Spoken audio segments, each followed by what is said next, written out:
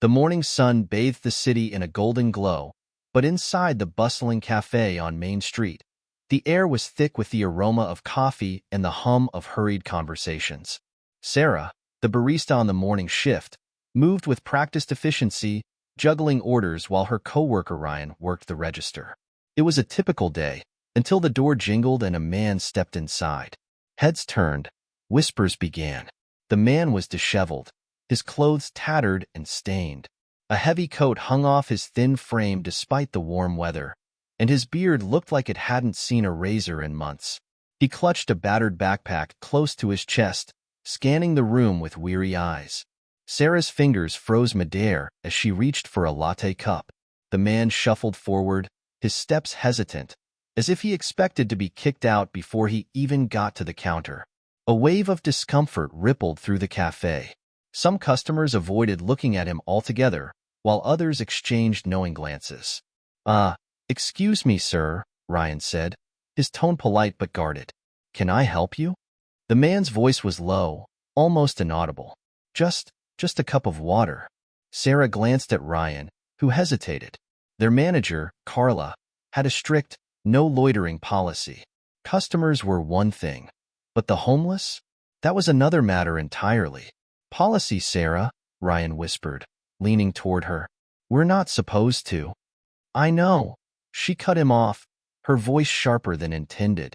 Sarah looked at the man again. His eyes weren't pleading or angry. They were just tired. She hated that she hesitated, but the unspoken pressure of the room weighed on her.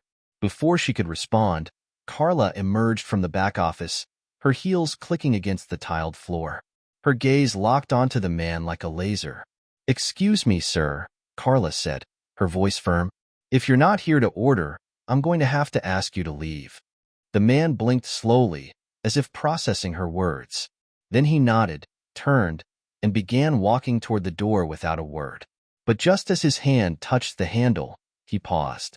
"Kindness," he murmured, almost to himself. "It's a test we all fail." Sarah's breath hitched. The words hung in the air, heavy and haunting. "What was that?" Carla asked, frowning. The man didn't respond. He stepped outside and disappeared down the street. The cafe buzzed back to life, but Sarah couldn't shake the chill that ran down her spine.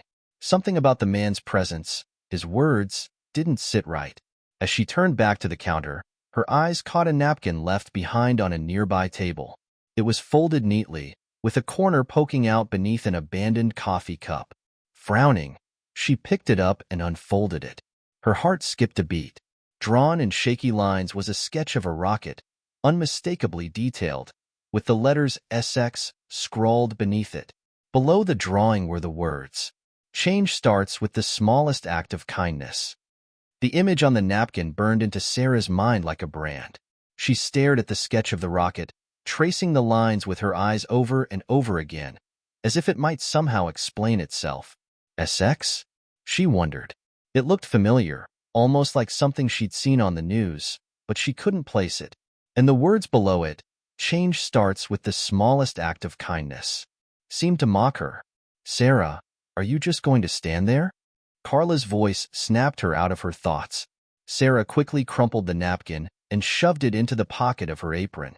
"Sorry, I got distracted." "Well, don't let it happen again," Carla said sharply, her eyes narrowing. "We've got customers waiting." For the rest of her shift, Sarah moved on autopilot, taking orders, steaming milk, and avoiding Carla's critical gaze. But her thoughts kept circling back to the man. There was something off about him, not in a threatening way, but in a way that made her feel like she'd missed something important. His presence lingered in her mind like the faint smell of smoke after a fire. When the lunch rush finally died down, Sarah pulled Ryan aside. "Did you see what he left behind?" she asked in a hushed tone, glancing over her shoulder to make sure Carla wasn't eavesdropping. Ryan frowned. "What are you talking about?" "The homeless guy. He left a napkin on one of the tables," she said, lowering her voice even further. "It had a drawing on it. A rocket." Ryan raised an eyebrow. "A rocket? Like a kid's doodle?" "No," Sarah said firmly. "It wasn't a kid's doodle. It was detailed. And there were letters, SX. Does that mean anything to you? Ryan shrugged. Sounds like a brand or something. Why? You think the guy was some kind of engineer? I don't know, Sarah admitted, chewing her lip. But he wasn't just some random homeless guy. I'm telling you, there's something weird about this. Ryan sighed, leaning against the counter. Look, maybe you're overthinking it. Homeless people sometimes have strange habits. Maybe he just liked drawing rockets. Maybe, Sarah said, but her gut told her otherwise. She glanced toward the door, half expecting to see the man standing there, watching her. But the street outside was empty, save for the usual crowd of pedestrians. That evening, after her shift ended, Sarah couldn't let it go. As soon as she got home, she pulled the napkin out of her pocket and smoothed it flat on her kitchen table. The lines of the rocket were intricate, the kind of detail that couldn't be drawn in haste, and the letters SX gnawed at her. Okay, think, she muttered to herself, grabbing her laptop. She typed SX rocket into the search bar and hit enter. The first result nearly made her heart stop, a photo of a SpaceX Falcon rocket. Her eyes widened as she scrolled through the images. The shape of the rocket was identical to the one on the napkin. Her hands trembled slightly as she clicked on an article about SpaceX. The company was, of course, owned by none other than Elon Musk. She froze.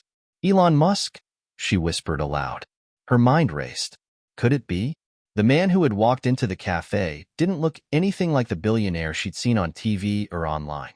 He was scruffy, thin, almost unrecognizable. But the napkin, how else could it be explained?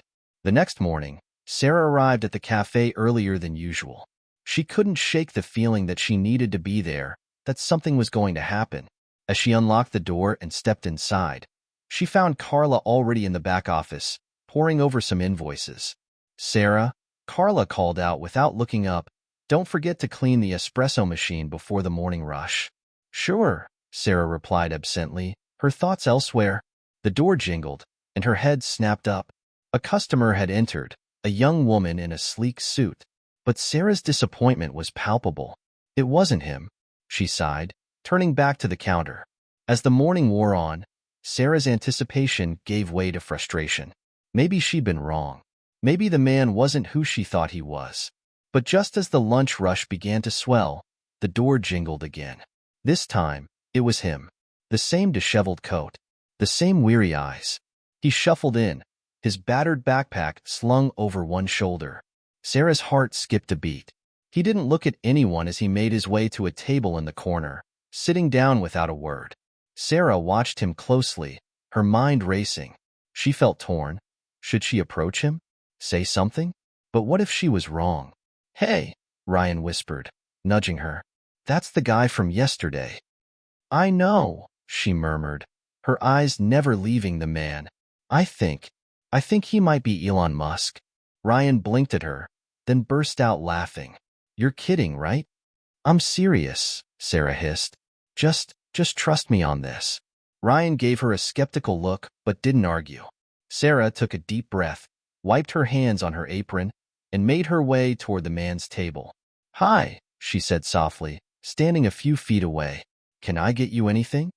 The man looked up at her, his expression unreadable. For a moment, he said nothing. Then, with a faint smile, he replied, just a cup of water. Sarah's palms were damp as she turned toward the counter to fetch the water. Her mind raced with every step, replaying the man's words from yesterday and the image on the napkin. What if it really is him? She thought, her heartbeat quickening. What would Elon Musk be doing here, dressed like that? When she returned, she carefully placed the glass of water on the table. Here you go, she said, her voice steadier than she felt. The man looked up at her, his eyes soft but cautious. Thank you. There was something in the way he said it, as if the words carried more weight than they should. Sarah hesitated, lingering by the table. I was wondering, she began, glancing around to make sure Carla wasn't watching. Yesterday, you left a napkin with a sketch on it. A rocket. The man's eyebrows lifted slightly, but his expression didn't give much away. Did I? He said, his tone neutral. Yes, Sarah pressed, her voice dropping to a whisper. It looked like a SpaceX rocket. And there were initials, SX.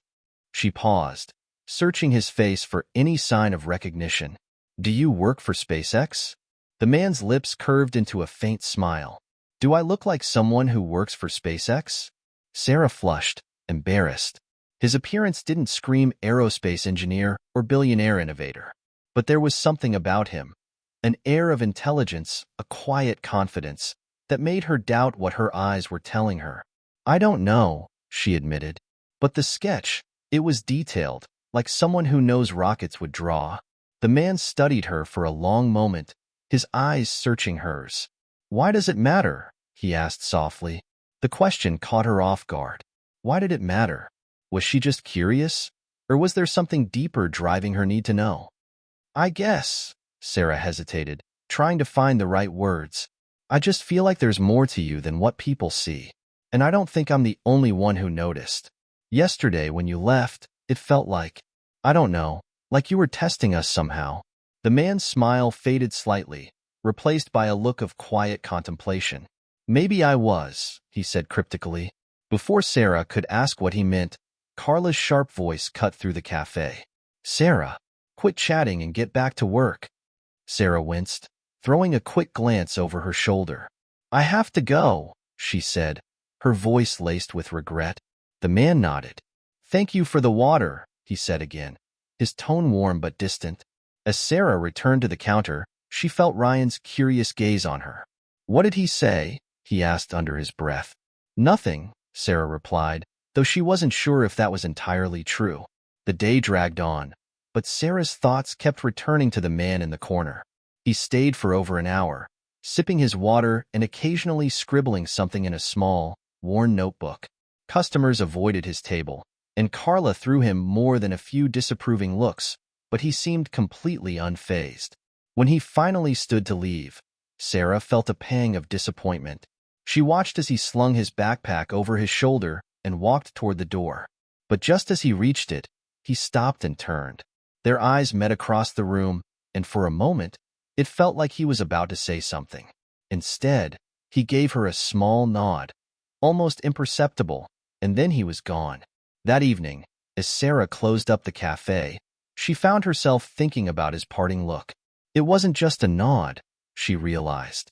It was acknowledgement, a silent message that she couldn't quite decipher. As she wiped down the tables, her hand brushed against something tucked beneath the salt shaker at his table. Frowning, she picked it up. It was another napkin. Her heart raced as she unfolded it. This time, the sketch was of a cafe. The very cafe she was standing in, drawn with stunning detail. Above it were the words, "What would you do if no one knew who you were?" Beneath the sketch was a small symbol, the unmistakable logo of SpaceX. Sarah sat at her kitchen table late into the night, the napkin spread out in front of her. The sketch of the cafe was hauntingly accurate, from the crooked open sign in the window to the worn-out bench outside. But it wasn't the drawing itself that had her mind racing. It was the question scrawled above it. What would you do if no one knew who you were? The words seemed to echo in her head, demanding an answer she wasn't sure she could give. She couldn't shake the feeling that the man, whoever he was, had left the napkin specifically for her to find. But why? Her laptop sat open beside her, the browser still on a page about SpaceX. She stared at the screen, then back at the napkin, her mind spinning with possibilities. If the man really was Elon Musk, then he was testing her, or maybe testing everyone at the cafe. But for what? Okay, she muttered to herself, pulling up a search engine. Let's figure this out. She typed in, Elon Musk disguise homeless, and hit enter. The results were a mix of conspiracy theories and tabloid rumors, none of which gave her a concrete answer. She sighed, leaning back in her chair. Maybe Ryan was right. Maybe she was overthinking this. But then again, why would a homeless man be sketching rockets in cafes? And why leave behind these cryptic messages? Her phone buzzed, snapping her out of her thoughts. It was a text from Ryan. Ryan. So, are you going to tell me what's going on with Mr. Mystery, or do I have to keep guessing? Sarah smirked, typing back. Sarah, not much to tell. Just weird vibes. You saw the napkin, right? Ryan, I saw you pocketing something. What was it? Sarah hesitated before snapping a photo of the napkin and sending it to him. Ryan, okay, that's eerie. Do you really think he's Musk? Sarah, I don't know. But what if he is? What if he's doing some kind of experiment? Ryan, like a social experiment to see how people treat the homeless? The idea made sense, but it also felt too simple. If this really was Elon Musk, why go to such lengths? Why pick their cafe of all places? Sarah stared at Ryan's text, her fingers hovering over the keyboard. Before she could respond, another thought struck her. What if the question wasn't hypothetical? The next morning, Sarah arrived at the cafe even earlier than usual. She couldn't sleep, and she needed to see if the man would come back. As she unlocked the door and flipped on the lights, the silence of the empty cafe felt heavier than usual. She set up the coffee machines, arranged the pastries in the display case, and wiped down the counters, her mind buzzing with questions. When Ryan arrived, he gave her a knowing look. Still obsessed with Mr. Mystery, huh? He said, grabbing an apron. Sarah rolled her eyes. I just want to understand what's going on. Maybe he's just a guy who likes rockets and coffee, Ryan said with a shrug. Sarah didn't respond. She knew it wasn't that simple. The morning rush came and went, but there was no sign of the man. By lunchtime, Sarah was starting to doubt herself. Maybe he wasn't coming back. Maybe she'd blown her chance to figure out the truth. But just as she was about to take her break, the door jingled, and there he was. He looked exactly the same. The tattered coat, the worn backpack, the same tired eyes. This time, he didn't hesitate. He walked straight to the counter, his gaze fixed on Sarah.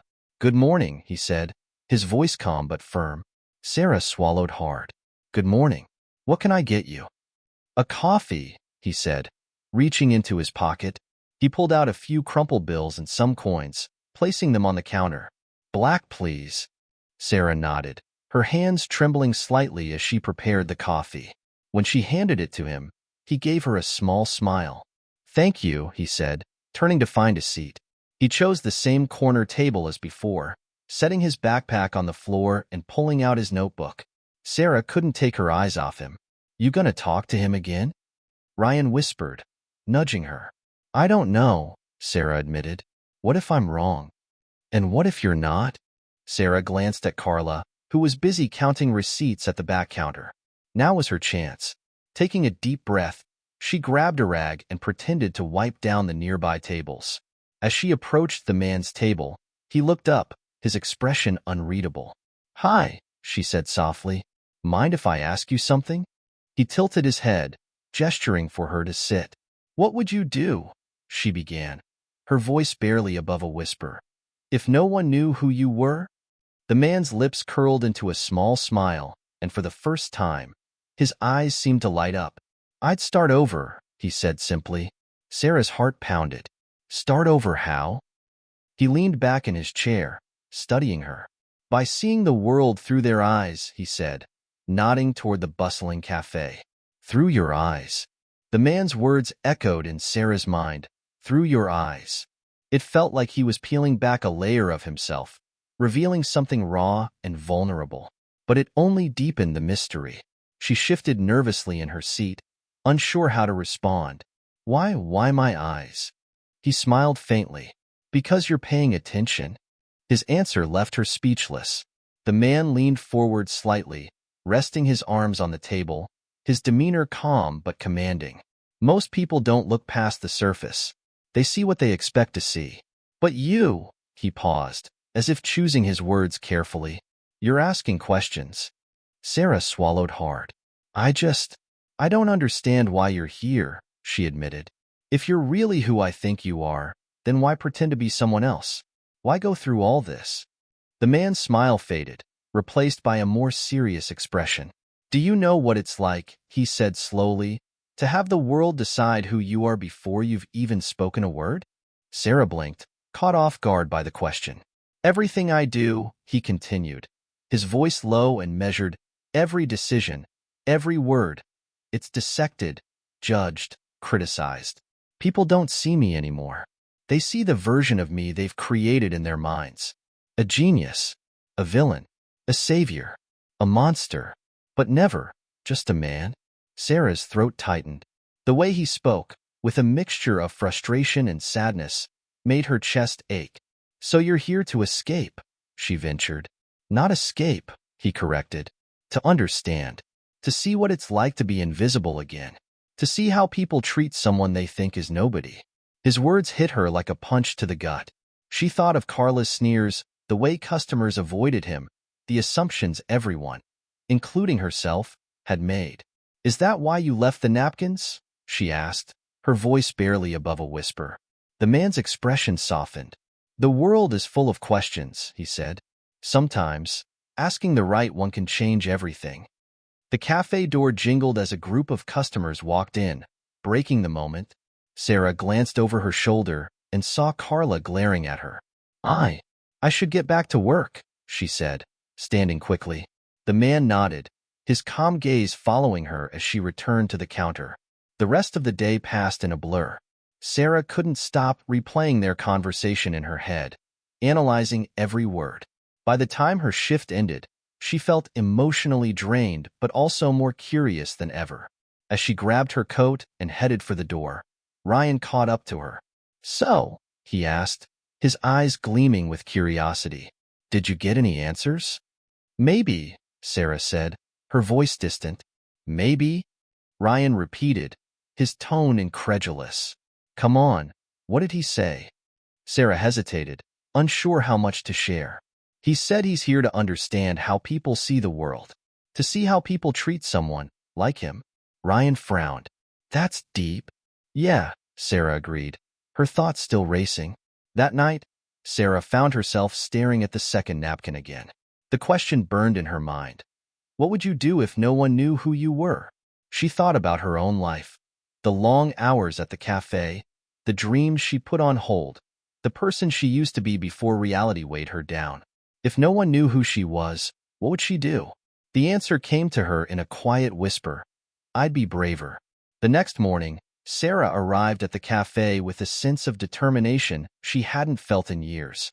She didn't know why, but the man's words had sparked something in her, a small flame she couldn't ignore. When he walked in, she was ready. "Good morning," she said with a smile, meeting his gaze. He nodded, his expression unreadable. "Good morning." As she poured his coffee, she worked up the courage to ask the question that had been gnawing at her. "What's your name?" The man paused, his hand resting on the counter. For a moment, she thought he wouldn't answer. Then, finally, he said, "Call me Eric." "Eric," Sarah repeated softly, testing the name on her tongue. It felt strange, like a half-truth wrapped in mystery. She studied his face for any hint of recognition, but he remained unreadable, his sharp eyes scanning her with quiet curiosity. "Nice to meet you, Eric," she said finally, offering a small, tentative smile. He nodded, picking up his coffee. "And you are?" The question caught her off guard. For all the time they'd spent circling around his identity, she'd never imagined he'd want to know hers. "Sarah," she replied, her voice steady. "I run this place." "Well, sort of." Eric's gaze flicked around the cafe, taking in the worn counters, mismatched furniture, and the steady stream of customers. "You've built something good here," he said. The comment surprised her. "It's just a cafe," she said with a shrug, brushing a stray lock of hair behind her ear. "No," Eric said, his tone firm. "It's a haven, a place where people can connect, recharge. You'd be surprised how rare that is." Sarah blinked, unsure how to respond. For the first time, she saw the cafe through his eyes, and it made her chest tighten with pride and longing. After Eric returned to his usual table, Sarah couldn't shake the feeling that he was watching her. Not in a creepy or invasive way, but with the sharp focus of someone who noticed everything. Ryan sidled up beside her, smirking. "So, Eric, huh? You think that's his real name?" Sarah shot him a look. "I don't know, but it's something. Something mysterious," Ryan teased, wiggling his eyebrows. "Cut it out," Sarah muttered, though she couldn't help the small smile tugging at her lips. The day passed uneventfully, with Eric staying longer than usual, quietly sketching in his notebook and sipping his coffee. Sarah found herself glancing over at him more than she should, trying to piece together the puzzle of his identity. When the cafe emptied out for the afternoon lull, she finally worked up the courage to approach him again. "Do you mind if I sit?" she asked, holding her breath. Eric looked up, his face softening with what might have been approval. "Please." Sarah slid into the seat across from him, the smell of coffee and pencil graphite lingering in the air between them. "So," she began hesitantly, "what are you drawing?" Eric's lips twitched into a small smile. He turned the notebook around, revealing a sketch of the cafe. It was astonishingly detailed, from the tiny cracks in the tile floor to the faint steam rising from the coffee machines. But what struck Sarah most was the way he'd captured the people. Ryan laughing behind the counter, Carla scowling at receipts, even herself, leaning against the register with a distant look in her eyes. "It's beautiful," she murmured, running her fingers lightly along the edge of the page. "Beauty is everywhere," Eric said quietly. "You just have to stop and see it." Sarah's chest tightened. "Is that why you're here?" she asked, meeting his gaze. "To find beauty?" Eric hesitated, his pencil hovering above the page. "I'm here to see what people do when they think no one's watching," he admitted. "To see their kindness and their cruelty." The words hung heavy in the air, and Sarah thought of Carla's snide comments, the way she'd avoided Eric when he first walked in. "And what have you seen so far?" she asked, her voice barely above a whisper. Eric's eyes locked onto hers, piercing but not unkind. "I've seen hope," he said simply. The door jingled, and a pair of teenagers strolled in, laughing loudly. The moment was broken, and Eric turned back to his notebook, sketching again as if nothing had happened. Sarah stood, her mind racing. His words left her unsettled, like she'd been invited to glimpse something far bigger than herself, but couldn't quite make sense of it. That evening, as she walked home, Sarah replayed their conversation over and over. She couldn't decide if Eric was a man with a troubled past or someone playing a game too intricate for her to understand. When she reached her apartment, she found another napkin tucked into her coat pocket. It was blank, except for a single sentence. "Look closer." Sarah couldn't sleep. She lay in bed staring at the ceiling, the napkin's two words playing on a loop in her mind. Look closer. What was she supposed to see? She felt like Eric had handed her a riddle with no clear answer, and it was starting to gnaw at her. By the time dawn broke, Sarah was more determined than ever to uncover the truth. She grabbed the napkin from her nightstand, tucked it into her bag, and headed for the cafe early, hoping for a moment alone before the rush. When she arrived, the air was crisp, the street eerily quiet. Unlocking the cafe's front door, she stepped inside and paused, letting the familiar smell of coffee grounds and wood polish calm her nerves. She turned on the lights, and as they flickered to life, something caught her eye. Eric's usual table. There was another napkin there, weighted down by an empty coffee cup. Sarah's pulse quickened as she walked over. Picking up the napkin, she saw a simple pencil sketch. It was her, leaning on the counter, staring off into the distance. Above her head, Eric had scribbled, "Do you know her?" A lump formed in her throat. The sketch wasn't just accurate. It was hauntingly intimate. It felt like he had seen through her, beyond the surface, capturing something even she didn't fully understand. As the morning went on, Ryan arrived, followed by Carla, and the cafe began to hum with its usual rhythm. Eric didn't show up at his normal time, and Sarah found herself glancing at the door every few minutes, expecting him to walk in. By noon, she was restless. "I'll be back in a few minutes," she told Ryan, grabbing her coat. "Going to hunt down your mysterious artist?" Ryan teased. Sarah rolled her eyes but didn't answer. She found herself wandering the nearby streets, scanning every alley and corner. The city was bustling as always, but there was no sign of Eric. Just as she was about to give up, she spotted a familiar figure sitting on a bench near the park, his posture relaxed, a sketchbook balanced on his knee. "Eric!" she called out before she could stop herself. He looked up, startled, but quickly composed himself as she approached. "Sarah," he greeted, closing his sketchbook. "What brings you here?" She stood in front of him, her breath fogging in the chilly air. "You left something at the cafe," she said, holding up the napkin sketch. Eric's lips curled into a faint smile. "Did I?" You know you did, Sarah said, her voice firm. What does it mean? Eric gestured to the bench beside him.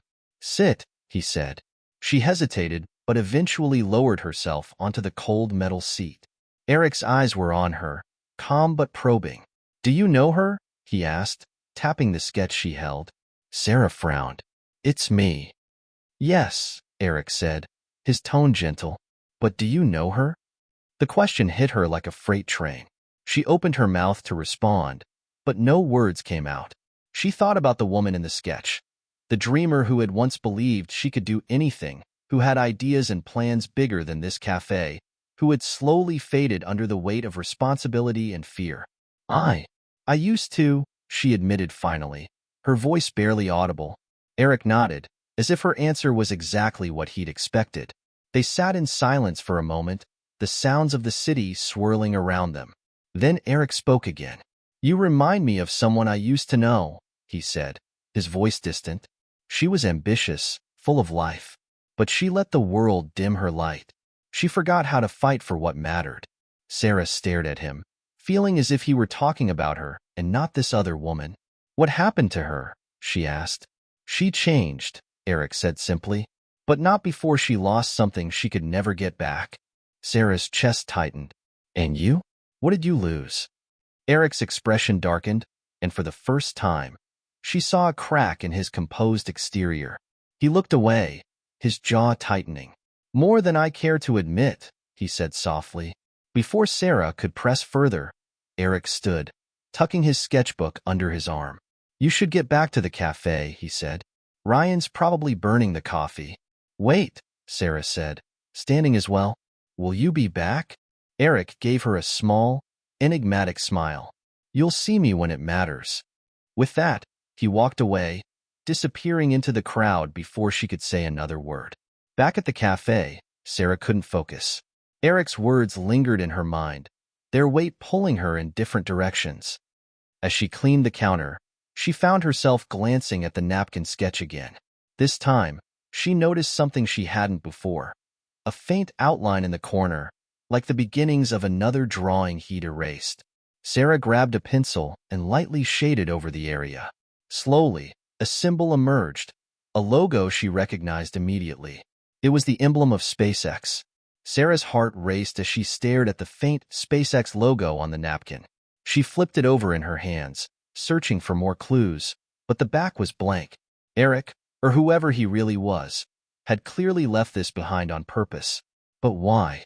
She thought back to everything she knew about him. His sharp eyes, his cryptic comments, his ability to observe people so deeply it felt like he could see through their souls. Could Eric actually be connected to SpaceX? Could he? No, the thought was too wild. But once it crossed her mind, she couldn't shake it. Sarah quickly shoved the napkin into her pocket and returned to the counter. Ryan raised an eyebrow at her distracted expression. You look like you've seen a ghost, he said. Something like that, she muttered, her thoughts elsewhere. The day dragged on, every interaction a blur as Sarah's mind spiraled through possibilities. By the time the cafe closed, she felt like she was ready to burst. Once Carla and Ryan left, Sarah locked the doors and pulled out her laptop, determined to get some answers. She typed SpaceX logo into the search bar, staring at the familiar image on the screen. It matched the faint imprint Eric had left behind perfectly. But what did it mean? The idea of Eric being connected to SpaceX felt ridiculous. If he truly worked there, or had any significant connection, what was he doing in her small, unremarkable cafe? Her curiosity burned brighter. She hesitated only a moment before typing SpaceX homeless man into the search bar, hoping for some miracle of a clue. The search results were a mixed bag of unrelated stories and articles, none of them leading her any closer to understanding Eric. Frustrated, Sarah leaned back in her chair, rubbing her temples. Who are you? She whispered to herself. The next morning, Eric was back. He sat in his usual spot, sketchbook open, as though nothing had happened. Sarah was determined to confront him. She poured 2 cups of coffee and walked over to his table, setting one down in front of him. Morning, she said, sliding into the seat across from him. Eric looked up, surprised but not displeased. Morning. I found something, she said, cutting straight to the point. She pulled the napkin from her pocket and placed it on the table between them. His expression didn't change, but his hand froze for just a fraction of a second before he set his pencil down. Ah, he said, his tone neutral. You're observant. You left it here for me to find, didn't you? She asked, her voice firmer than she felt. Maybe, Eric replied, leaning back in his chair. Sarah leaned forward, her fingers pressing into the table. What does it mean? Are you connected to SpaceX? For a moment, Eric said nothing. Then, he let out a soft chuckle. I suppose you could say that, he said cryptically. Sarah's breath caught. What does that mean? Are you an engineer? A designer? Her voice dropped to a whisper. Are you him? Eric tilted his head, his lips curving into a faint smile. Who do you think I am? Sarah's mind raced. The thought was insane, completely and utterly insane, but she couldn't ignore the feeling in her gut. You're Elon Musk, she said, her voice trembling. The words hung in the air between them, and for a split second, Eric's expression shifted. So subtle, it was almost imperceptible. But then he laughed, the sound rich and genuine. That's quite the accusation, he said, his eyes twinkling with amusement. It's not an accusation, Sarah shot back. It's a guess. And your reaction tells me I'm right. Eric leaned forward, resting his elbows on the table. If I were Elon Musk, he said softly, why would I be here? In this little cafe? Pretending to be someone I'm not? I don't know, Sarah admitted, her voice rising in frustration. But I know there's more to you than you're letting on. You don't belong here. Neither do you, Eric countered, his tone sharper than she expected. The comment hit her like a slap. What's that supposed to mean? It means you're hiding too, Eric said, his voice calm but cutting. You're playing it safe, running this cafe, pretending it's all you ever wanted. But deep down, you know you were meant for more. Sarah's mouth opened, then closed. She wanted to argue, to tell him he was wrong, but the words wouldn't come. I came here to see how people treat someone they think is at the bottom, Eric continued, his voice softer now. To see how they act when no one's watching. And you surprised me. Sarah stared at him, her mind spinning. Why? Eric smiled, but there was a sadness in his eyes. Because you saw me. Not for what I looked like, but for who I could be. Sarah didn't sleep that night. Eric's words played on a loop in her mind, mingling with the lingering image of his calm, enigmatic smile. You saw me. Not for what I looked like, but for who I could be. If Eric was telling the truth, that he was someone important, possibly even Elon Musk himself, then why was he here, in her cafe, sketching napkins and hiding his identity? She couldn't make sense of it. Her curiosity was insatiable now. She found herself obsessing over every detail of her interactions with him, searching for signs she might have missed. The next morning, Sarah entered the cafe earlier than usual, eager to see if Eric would show up again. As the sun crept over the horizon, the door jingled, and there he was, just as calm and collected as ever. But today, she noticed something different about him. He seemed lighter, as though the weight of a secret had been partially lifted. Good morning, Eric said, his voice warm. Sarah couldn't hold back. We need to talk, she said, waving him over to a quiet corner table. Eric raised an eyebrow, but followed her without protest. She leaned in, lowering her voice. I've been thinking about what you said yesterday, about how you're here to see how people treat others at the bottom. If that's true, then why me? Why this place? Eric's gaze didn't waver. Why not? Don't give me that, Sarah snapped. You could have gone anywhere. Why a random cafe in the middle of the city? Why me? For the first time, Eric hesitated. He folded his hands in front of him, his expression thoughtful. You remind me of someone I used to be, he said finally. Sarah blinked, caught off guard. What do you mean? There was a time, Eric continued, his voice low, when I had nothing. No money, no connections, just a head full of ideas and the stubborn belief that I could make something of myself. Sarah stared at him, the pieces slowly clicking into place. You're saying you see yourself in me? In some ways, Eric admitted. You have potential, Sarah. but you're too afraid to take risks. You've settled for comfort when you could be chasing greatness. The words stung, but Sarah couldn't deny their truth. She had always dreamed of opening her own chain of cafes, of creating something bigger than herself. But fear of failure had kept her rooted in place. "And what about you?" she countered, her voice trembling. "You talk about potential and greatness, but here you are, hiding. What are you so afraid of?" Eric's jaw tightened. For a moment, Sarah thought he wouldn't answer. "I'm not hiding," he said finally. "I'm observing. Sometimes, when you're at the top, you lose touch with reality. You forget what it's like to be ordinary." "Is that why you're pretending to be homeless?" Sarah asked. "Not pretending," Eric corrected. "Experiencing. There's a difference." Their conversation was interrupted by the cafe door jingling. Sarah glanced over to see Ryan walking in, his expression curious as he noticed them sitting together. "I didn't know we were having a staff meeting," he joked, heading for the counter. Eric stood, his mask of calm composure slipping back into place. "Thank you for the coffee," he said, his tone signaling the end of their conversation. "Wait," Sarah said, grabbing his arm. "You can't just walk away. Not after everything you've said." Eric gave her a small, almost wistful smile. "We'll talk again, when you're ready." And with that, he left, disappearing into the morning crowd. Sarah felt a mix of frustration and fascination as she watched him go. She wanted answers, but Eric was like a puzzle missing half its pieces.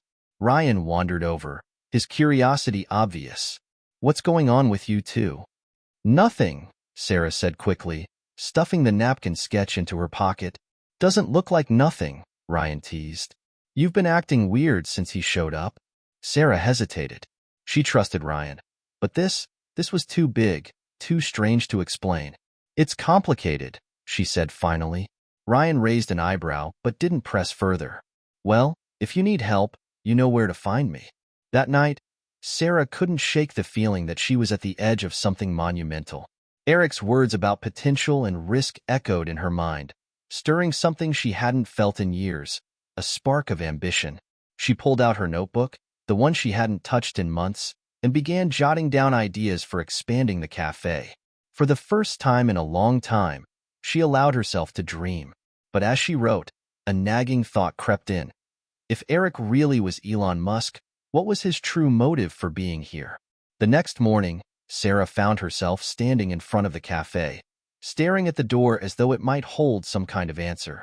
She hadn't seen Eric since their conversation the day before, and his absence left a strange emptiness that she couldn't quite explain. She had thought about it all night. What he had said about potential, about greatness, about how he saw something in her. But she still couldn't figure out whether he was trying to help her, or if this was all just some elaborate game. The cafe buzzed with the usual morning energy, but Sarah was distracted, her thoughts focused on what Eric might be up to, or whether he'd show up at all. By mid-morning, just as the cafe was starting to slow down, the door jangled open, and there he was, Eric. He wasn't alone this time. There was a man with him, tall, sharply dressed in a suit that screamed wealth, his posture confident and assured. Sarah's heart skipped a beat as she realized who it was. The man had an aura of authority about him. Eric nodded towards Sarah, and the two of them made their way over to her table. "Sarah," Eric said, his voice carrying an unusual weight. "This is Ethan. He's a business partner of mine." Ethan smiled at her, his handshake firm but polite. "Nice to meet you, Sarah. Eric has told me a lot about you." Sarah's mind raced. What could Eric possibly have told this man about her? And why was he introducing someone so official-looking? "Eric," she asked, her voice wavering slightly. "What is this about?" Eric's smile was slow but knowing. "I think it's time we took things to the next level." Sarah's mind spun, trying to connect the dots. Eric had been playing some kind of game all along, but she hadn't expected this. Ethan, with his businesslike demeanor, looked like the type of man who could change everything. But Sarah had no idea how she had ended up in this situation. Ethan spoke before she could ask more questions. "Eric says you're running a cafe, but we think you have the potential to do something much bigger. You're holding back, Sarah, and it's time for you to stop." The words hit her like a freight train. "What are you talking about?" she asked, barely able to keep the shock out of her voice. Ethan leaned forward. We have a vision, and you're part of it. Eric believes you could be the key to something much more impactful than this cafe. Sarah looked between them, her pulse racing. I don't understand. Why me? Why now? Eric spoke then, his tone oddly serious. I see something in you, Sarah. You have a hunger, a drive. But you've been too comfortable in this safe space. You've kept yourself small. You're capable of so much more. The words pierced through her defenses, making her heart race with both excitement and fear. This wasn't just a casual conversation anymore. It felt like a crossroads, one that could change everything. Why are you doing this? She asked. What's the catch? Ethan smiled, but it didn't quite reach his eyes. There's no catch, just an opportunity. You've been holding yourself back. Let us help you break out of that cage. Sarah was silent for a long moment, processing what they were offering and what they were asking in return. I don't know, she murmured. This feels like I'm stepping into a world I don't understand. Eric leaned back in his chair, his gaze steady but soft. You don't have to understand it all right now. All I'm asking is that you take a leap of faith. It was exactly what she had wanted all those years ago when she dreamed of expanding her cafe, before fear had kept her rooted in place. The thought of taking that leap was terrifying. But what if they were right?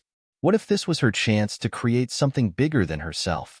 She met Eric's eyes, and for the first time, she saw no pretenses. There was nothing but raw sincerity in his expression.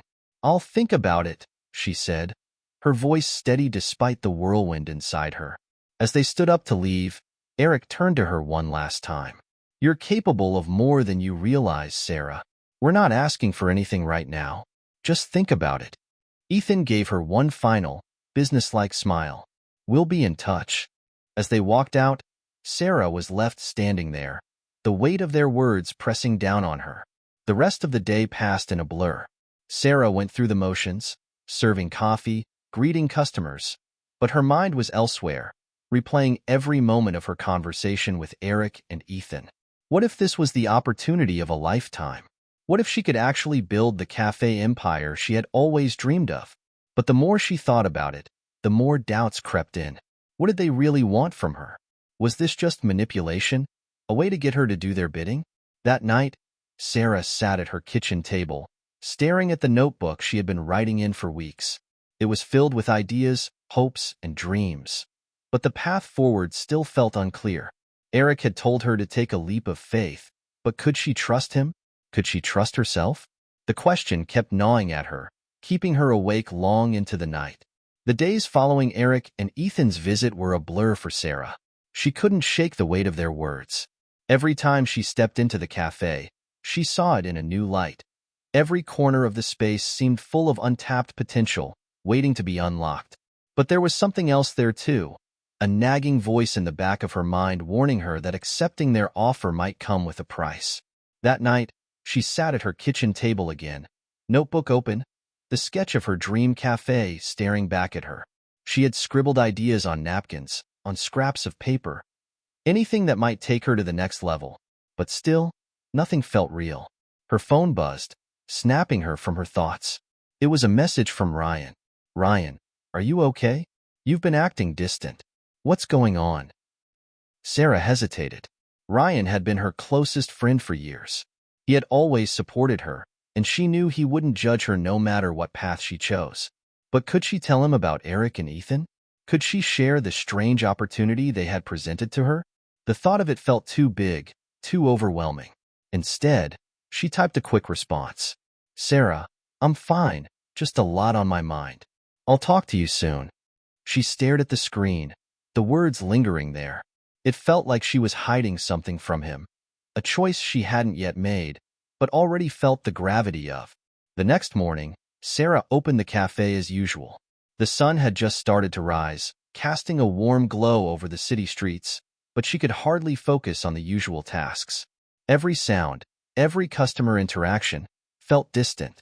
As she moved through the motions, she couldn't help but keep an eye on the door, half expecting Eric to walk in again. But hours passed, and he didn't show. Around noon, when the cafe was busiest, a figure in a dark jacket entered. Sarah's heart skipped a beat when she saw it was him, Eric. This time, he was alone. His eyes locked onto hers as he made his way to the counter, his casual demeanor belying the intensity in his gaze. "Good morning," he said, his voice carrying a quiet but familiar authority. Sarah couldn't hold back. "You said you'd be in touch, and I've been waiting," she said, her tone betraying her frustration. Eric gave her a knowing smile. "I know, and I didn't want to pressure you, but I had a feeling you were ready to talk." She narrowed her eyes. "So, you've been watching me?" Eric didn't flinch. "In a way. I wanted to make sure you were ready." "Ready for what?" "To take the next step," Eric replied, as though it was the simplest thing in the world. "You've got the passion, Sarah, but now you need the courage." Her hands trembled slightly as she wiped down the counter, avoiding his gaze. "And if I don't have that courage? Then you stay where you are," Eric said, his voice calm but firm. "But I don't think that's what you want. You want to do something big. You just need someone to show you how." Sarah opened her mouth to argue, but the words wouldn't come. She had been so sure of what she wanted, until now. "Why now, Eric?" she finally asked, her voice quieter. "Why are you helping me?" Eric hesitated, and for a moment, the facade slipped. He didn't seem like the confident business mogul he usually appeared to be. For just a brief second, there was something more vulnerable in his eyes. "I wasn't always this way," he said softly. "I've made mistakes, Sarah. Big ones. But I learned, and I want to help others avoid them. I want to make sure people like you, people with real potential, don't waste their lives." Sarah blinked, unsure of what to say. She didn't know if she believed him, but there was something about the way he spoke, something in his voice that made her believe he was sincere. "I'm offering you a partnership," Eric continued, his tone no longer as casual. "This could change everything for you, but you have to be all in. You can't hesitate. There's no room for second-guessing. You either trust me and take the leap, or you stay in this place forever, wondering what could have been." The words hit her like a jolt of electricity. Sarah had always been afraid of taking risks. Every step she had ever taken had been calculated, careful. But now, staring into Eric's eyes, she could feel the weight of the moment. This was it. She could stay small, stay safe, or she could dive into the unknown. "I'm not asking for anything from you right now," Eric added, reading her hesitation. "Just a decision. Do you want more, Sarah? Or are you happy here?" For a long moment, she couldn't answer. She looked around the cafe, at the familiar faces, at the walls she had built around herself. It was safe here. She knew this place. But there was a whole world out there she had never touched. Finally, she looked back at Eric. "I'm ready," she said, her voice steady, though her heart was racing. Eric smiled, the mystery in his eyes returning. "Good. Then let's get to work." As he left the cafe, Sarah couldn't help but wonder if she had made the right choice. The road ahead would be uncertain, filled with challenges she couldn't yet fathom. But there was no turning back now. Sarah hardly slept that night. Her mind raced with questions and doubts about the future, questions she hadn't even known she had. Her decision to join Eric in a new venture was final, but the uncertainty of what it all meant left her restless. She knew the risks were huge, but was she truly ready to take on everything that came with this new world? She walked into the cafe the next morning with a renewed sense of purpose, but it was hard to ignore the weight of the responsibility now placed on her shoulders. This wasn't just about her cafe anymore. It was about something much larger, and she was stepping into a world she didn't fully understand. By late afternoon, Sarah received a message from Eric. "Eric, we'll meet tomorrow. It's time to start planning. I'll send the details. Get ready for the next chapter." Sarah felt a mix of excitement and dread as she stared at the text. The next chapter. What did that even mean? What was waiting for her when she walked into that meeting? The next day, she arrived at the location Eric had given her, a sleek, modern office building in the heart of the city. The contrast between the cafe she had built and this polished, high-end corporate environment was overwhelming. As she stepped inside, she was greeted by a receptionist who led her to an elevator. The elevator doors closed, and Sarah felt an immediate shift in the air. She was no longer in her comfortable, familiar cafe. This place was full of power, ambition, and She realized with a jolt, potential danger. She was now in Eric's world. When the elevator doors opened, she found herself in a large, minimalist conference room. Eric was already there, standing near the window, his back to her. "Good to see you," he said without turning around. "Take a seat. We have a lot to go over." Sarah felt a nervous flutter in her stomach, but moved forward, taking a seat across from him. "You've made the decision," Eric began, his voice smooth. "Now comes the hard part. We need to make this cafe more than just a place to grab a cup of coffee. We need to make it an experience, a brand. Something that people can't live without." Sarah nodded slowly, but the enormity of his words didn't fully hit her until he slid a folder across the table. It was filled with charts, market analyses, and promotional strategies. Everything was in place. Everything except her. "This isn't just about making more money," Eric continued, his gaze unwavering. "This is about building a legacy. People like Ethan and I, we don't settle. We push until we break the limits." Sarah swallowed hard. "And what do you need me to do?" Eric looked her over carefully. "You need to embrace the vision. You have to take control of your cafe. You've got the passion. Now you need to have the strategy, the ambition. You have to be bold enough to take risks, not just in business, but in your personal life too." Sarah's heart raced. She had always been someone who avoided risks. She had built the cafe slowly, cautiously. But now, Eric was telling her to dive into the deep end, to leave her comfort zone behind. She flipped through the folder, feeling a strange mix of excitement and fear. The numbers were staggering. The potential was enormous. But there was also a sense of impending pressure that made her question if she was truly ready. "What if I can't handle it?" she asked quietly, her voice shaking slightly. "What if I mess it all up?" Eric leaned forward, his eyes locked on hers. "That's the risk, Sarah. You won't know until you try. But here's the thing. You have more than just potential. You've got heart. That's what makes the difference." The meeting continued for hours. Eric laid out the grand plan, breaking down every step she would need to take. It was overwhelming, but somewhere in the whirlwind of ideas, Sarah began to see it. A cafe that wasn't just a place to get coffee, but a lifestyle. A brand that people would identify with, something that would resonate on a personal level. It was clear this wasn't going to be easy. There would be countless challenges, battles against competitors, and an emotional toll she hadn't yet realized. But Eric was right about one thing. If she didn't try now, she might never get another chance. As the meeting finally wrapped up, Eric stood and extended his hand to her. "It's up to you now. Let me know when you're ready to get started." Sarah left the meeting feeling like she had just stepped off the edge of a cliff. Her head was spinning from the possibilities, but the reality of what she had agreed to was starting to sink in. She was about to enter a world where the stakes were high and failure could be catastrophic. She wasn't sure if she was ready, but one thing was clear. She couldn't turn back now.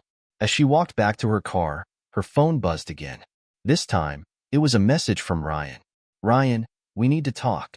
Are you okay?" Sarah's finger hovered over the screen, the question hanging in the air. What should she say? Could she explain this new world she was about to step into?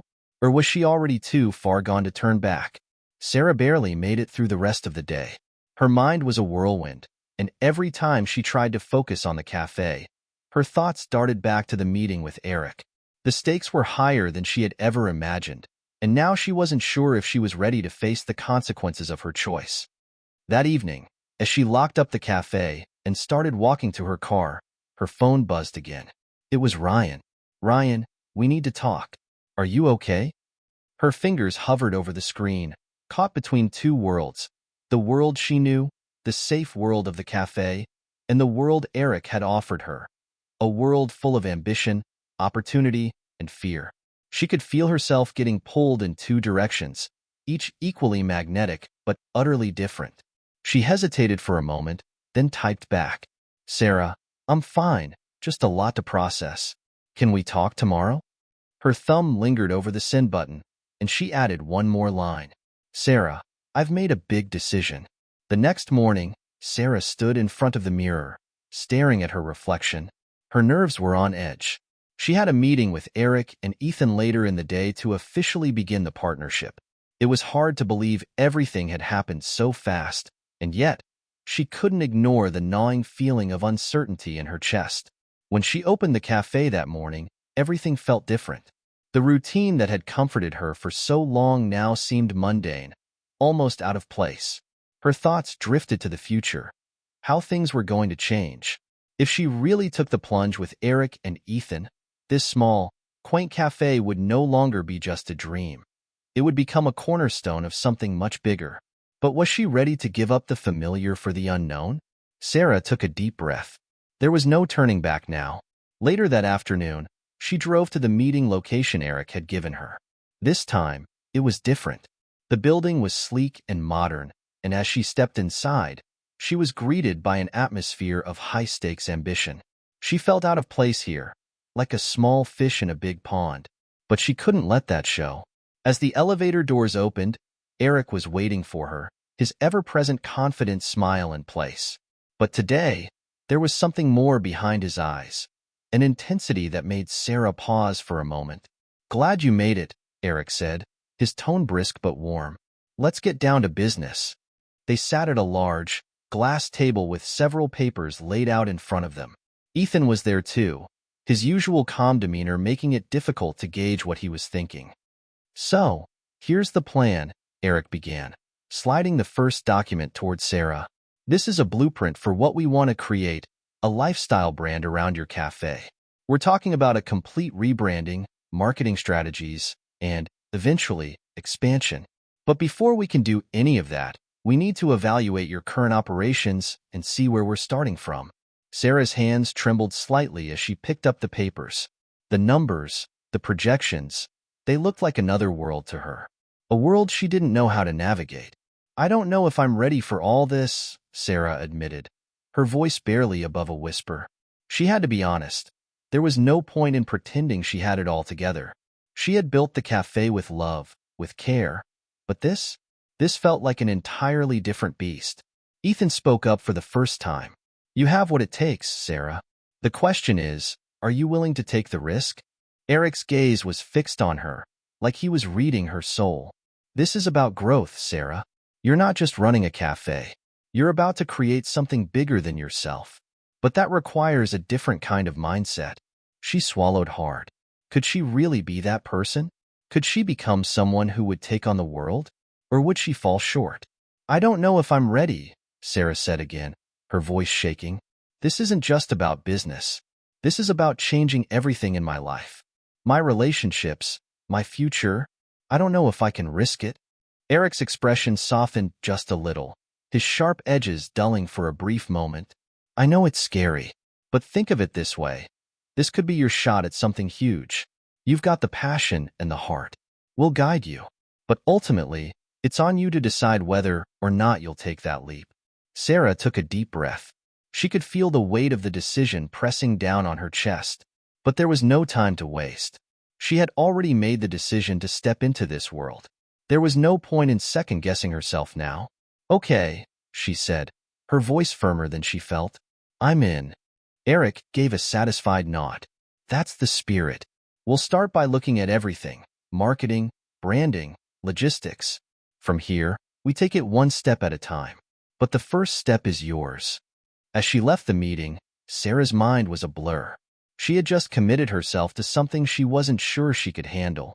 The doubts were starting to creep in again. She'd said yes, but did that mean she could really do this? Would she be able to balance the pressures of growing a brand with the personal life she was trying to hold on to? Her phone buzzed in her pocket, and she pulled it out to see a new message from Ryan. "Ryan, I'm here. Let's talk. What's really going on?" Sarah stared at her phone, her heart pounding in her chest. Ryan had always been there for her confidant, her rock. She knew he would want to know what was really going on. But could she tell him the truth? Could she tell him that she had agreed to something that felt both thrilling and terrifying in equal measure? As she walked to her car, she thought about how much had changed in such a short time. Her cafe, the one she had poured her heart and soul into, was no longer just a small business. It was about to become something much bigger, something with high stakes and endless challenges. She wasn't sure if she was ready for that. Her fingers hovered over the screen again. Could she really open up to Ryan about what she had decided? Would he understand? Or would he think she was crazy? Sarah, I'm on my way. Can you meet me at the cafe? When she arrived, Ryan was already there, sitting at one of the corner tables with his coffee in front of him. His usual laid-back demeanor was replaced by a rare seriousness. He looked up when she entered, his eyes narrowing slightly, as if sensing that something was wrong. Sarah took a deep breath and sat down across from him. There was no point in delaying the inevitable. I know you've been worried, she began, her voice tentative. I've been acting differently, and I think you deserve to know why. Ryan raised an eyebrow, but didn't interrupt. His silence urged her to continue. I've made a huge decision, she said, her voice shaking a little. I'm partnering with Eric and Ethan to rebrand the cafe. We're going big, marketing, expansion, turning it into something more than just a place to get coffee. Ryan's expression remained neutral, but Sarah could see the tension in his jaw. Wait a second, he said, his voice calm but sharp. You're telling me you've agreed to all of this without thinking it through? Without talking to me first? Sarah felt her chest tighten. She hadn't meant to shut Ryan out, but the whirlwind of events had swept her up. She hadn't known how to explain it to him, how to make him understand why this was so important. I didn't know how to tell you, she admitted. I didn't want you to think I was crazy, that I was abandoning everything we've built here. Ryan looked away, his expression unreadable. For a moment, Sarah thought he might be angry, but when he spoke again, his tone was softer. You didn't have to keep this from me, he said quietly. We've been through everything together, Sarah. I've always supported you, even when you made tough decisions. But this is different. You're taking a risk, a big one, and I'm worried about you. Sarah's heart sank. She had known Ryan would be concerned, but hearing it out loud made the weight of her decision even heavier. I know. I'm scared too, she confessed. But I have to try. I have to push myself, or I'll regret it forever. Ryan met her gaze, his eyes filled with a mix of concern and something else, something she couldn't quite place. He was silent for a long moment before he spoke again. I get that.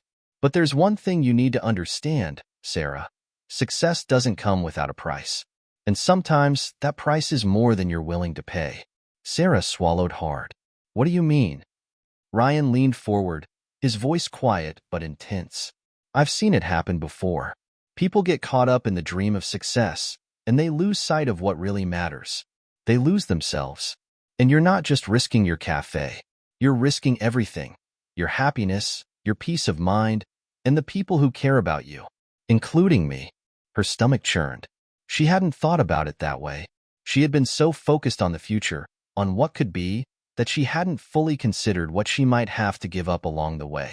Ryan, I don't want to lose you, Sarah said, her voice breaking. But I can't turn back now. I've made this choice, and I have to follow through. I need to know that you'll support me. Ryan exhaled slowly, his gaze softening. I'm not saying I won't support you. I just need you to think carefully about what this all means. Don't let ambition blind you to what's important. Sarah nodded, feeling the weight of his words settle over her like a blanket. She wasn't sure if she was making the right decision, but she couldn't stop now. The path ahead was uncertain, but she had to trust herself. I'll be careful, she promised, though a part of her knew that no matter how careful she was, the journey would be full of bumps, twists, and turns. Ryan reached across the table and took her hand. I'll always be here for you, Sarah, but you need to know, if you lose yourself in all of this, you might end up losing the one thing that really matters. Sarah spent the rest of the evening in a fog. Ryan's words echoed in her mind, mixing with her excitement and fear about the future. She knew he was right. Success was not guaranteed, and it could come at a price she wasn't yet ready to pay. But the opportunity in front of her was too big to ignore. As she locked up the cafe that night, she looked around at the familiar surroundings, the place that had been her anchor through all the chaos of the past few years. Could she really turn her back on it for something bigger? And if she did, what would that mean for her and Ryan? The days after her conversation with Ryan were a blur. Sarah tried to focus on the cafe, but her mind kept drifting to the promises Eric and Ethan had made. Her thoughts were consumed by the future, by the possibility of success. but also by the creeping fear that Ryan's words weren't just caution. They were a warning. She hadn't expected her decision to be easy, but she hadn't imagined it would be this hard either. Each day, as she walked through the cafe doors, she felt the weight of her commitment to something bigger pressing down on her. The cafe, her sanctuary, was no longer just a simple passion project. It was now the centerpiece of a high-stakes game, one where the rules were still unclear. It was late one afternoon when Eric called, his voice smooth and confident as always. "Sarah, I've been thinking. We need to accelerate this process. The world's changing fast, and we can't afford to wait. I've scheduled a meeting with some investors tomorrow. It's time to talk numbers." The word struck her like a punch to the gut. Investors. Sarah had known this moment was coming, but hearing it made it feel all the more real. She had no experience with investors, no idea what kind of pressure would come with them. "I don't know if I'm ready for that," she said, her voice trembling slightly. "This is happening so fast. I didn't expect it to move this quickly." "I know, but the opportunity is here, Sarah. We have to seize it now. Investors want to see numbers, projections, and the vision. We're taking this to the next level, and we need your full commitment." No more hesitation. Her heart raced. She had known this was part of the deal, but hearing it out loud made it feel real in a way she wasn't prepared for. Was she really ready to give up the control she had over her business? Could she really hand over the reins to a group of investors? "I'll be there," she said, her voice shaking with uncertainty. "I'll be there tomorrow." That night, Sarah couldn't sleep. She tossed and turned, her mind running through the possibilities, the risks, and the rewards. She had to be ready for this next step. She had already committed to Eric and Ethan, but did that mean she was willing to lose everything she had built to make something bigger? Was she ready for the pressure, the expectations? As she lay there, Ryan's words echoed in her mind. Success doesn't come without a price. And sometimes that price is more than you're willing to pay. She wasn't sure what the price was yet, but she knew it was coming. The question was, how much was she willing to pay? The next day, Sarah arrived at the meeting with Eric and Ethan, her stomach in knots. The sleek conference room was intimidating, and the group of investors sitting around the table only made it worse. They were all well-dressed, confident, and eager to see what Sarah had to offer. The stakes had never been higher. Eric took charge, as always. He introduced Sarah and outlined the vision, his words smooth and calculated. Sarah, for her part, tried to stay calm, to speak with authority, but every word felt like a weight she could barely lift. The investors fired questions at her, each one more pointed than the last, each one reminding her that this was no longer just a cafe.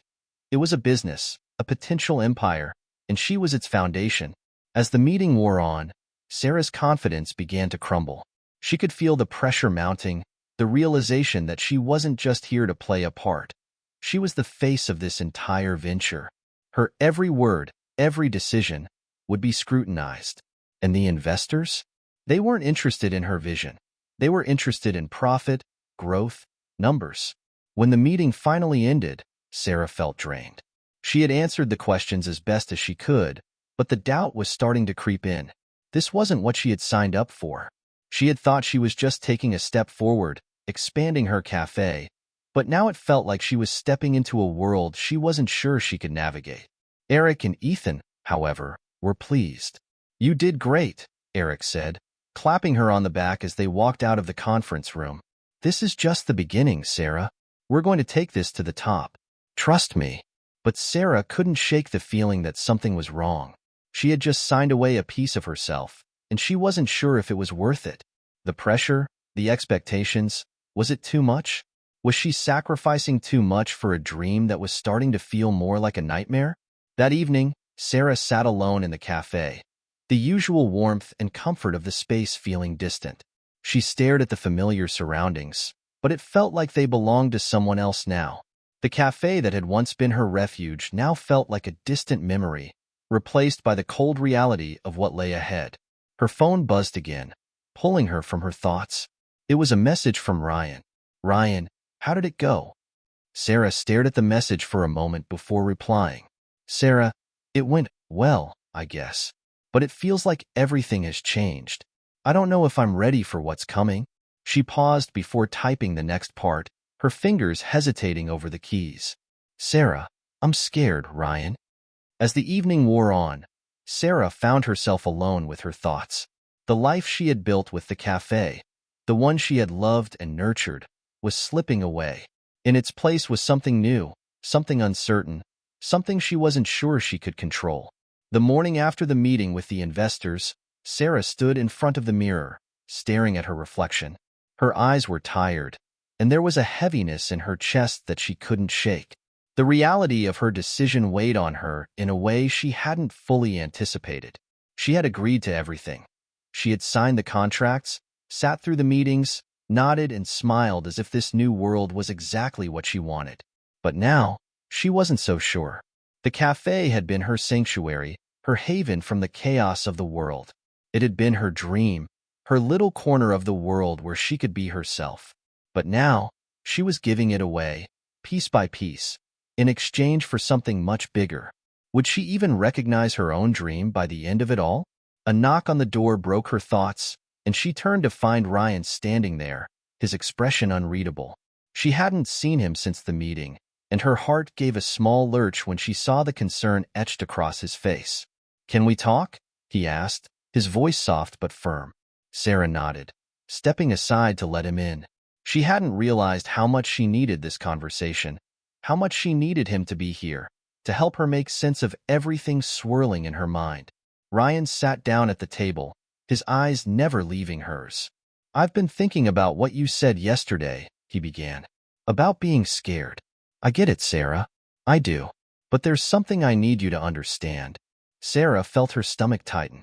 She had already heard his warning, but now, it seemed like he was gearing up for something bigger. "What is it?" she asked, her voice barely above a whisper. Ryan leaned forward, his gaze intense. "You're on the edge of something huge, something that could change everything. But you can't let it consume you. You can't let it be the only thing that matters." Sarah's mind was racing. She wanted to tell him that she knew all of that she was trying to figure it out. But the truth was, she wasn't sure if she could keep her balance in this new world. The idea of losing herself was becoming more and more real with each passing day. "I don't want to lose the cafe," she said finally, her voice cracking. "I don't want to lose what it means to me." Ryan softened, his hand reaching across the table to take hers. "You don't have to lose it, Sarah, but you have to make a choice.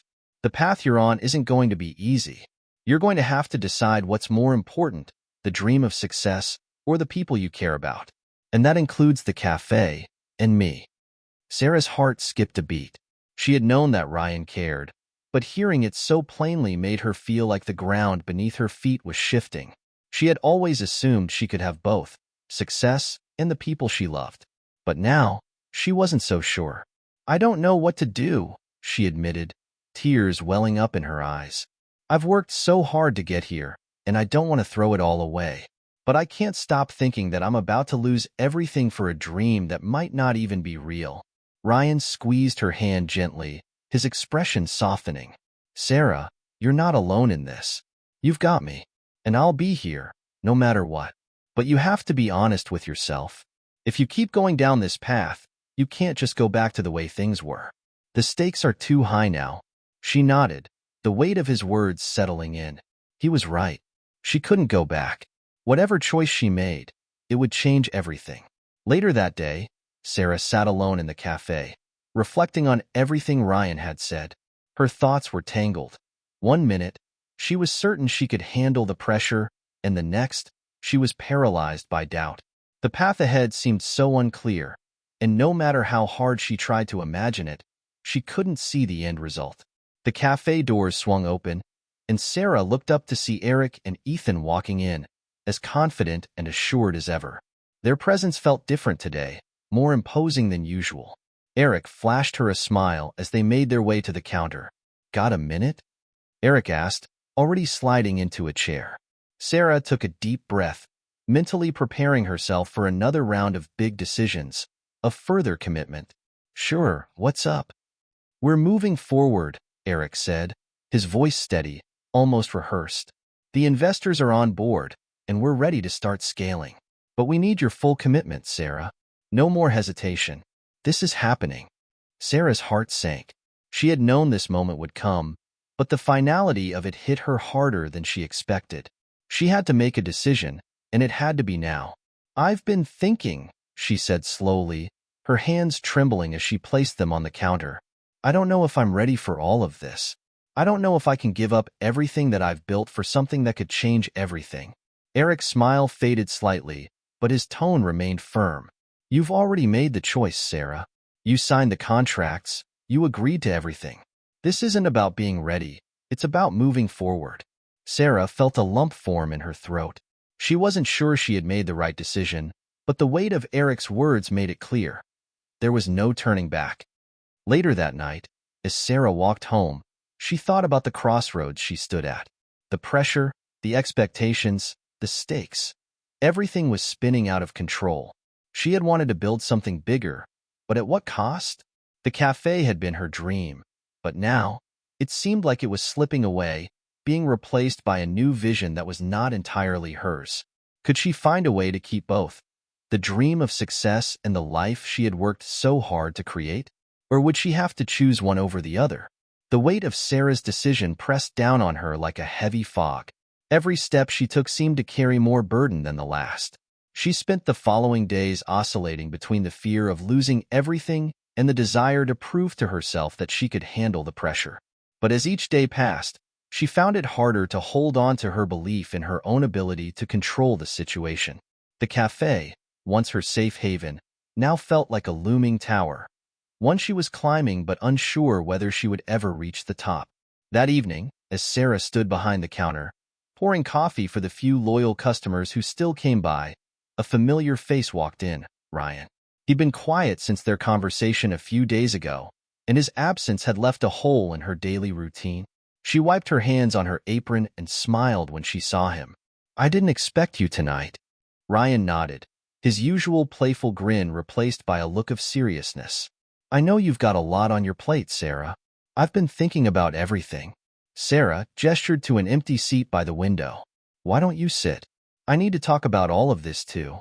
He slid into the chair, his gaze never leaving her. "I can see you're struggling with this, but I think you're looking at it all wrong." Sarah frowned, feeling a knot in her stomach. "What do you mean?" "You're not losing the cafe, Sarah. You're not even giving it up.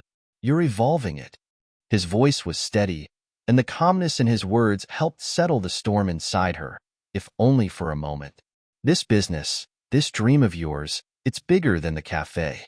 You're creating something new, something that can reach more people, make a bigger impact." Sarah shook her head, uncertainty clouding her thoughts. "But I don't want to become something I'm not. I don't want to be someone who sacrifices everything for a dream that might not even be mine anymore." Ryan's eyes softened, his voice gentle but firm. "You're not sacrificing yourself, Sarah, but you have to trust that you can still be the person you've always been, even in a bigger world. It's not about abandoning what you've built. It's about finding a way to grow without losing sight of your roots." Her mind raced. Ryan was making sense, but it didn't quiet the nagging doubt that refused to leave her. Could she really manage both? Could she lead this new venture without losing the essence of who she was? She stared at the cup of coffee in her hands, swirling it absently as she thought, "What if I fail?" The question escaped her lips before she even realized it. Ryan reached across the table, his hand covering hers. "What if you don't?" His words lingered in the air between them. For the first time in days, Sarah felt a flicker of hope ignite within her. Maybe she didn't have to choose between her dream and her identity.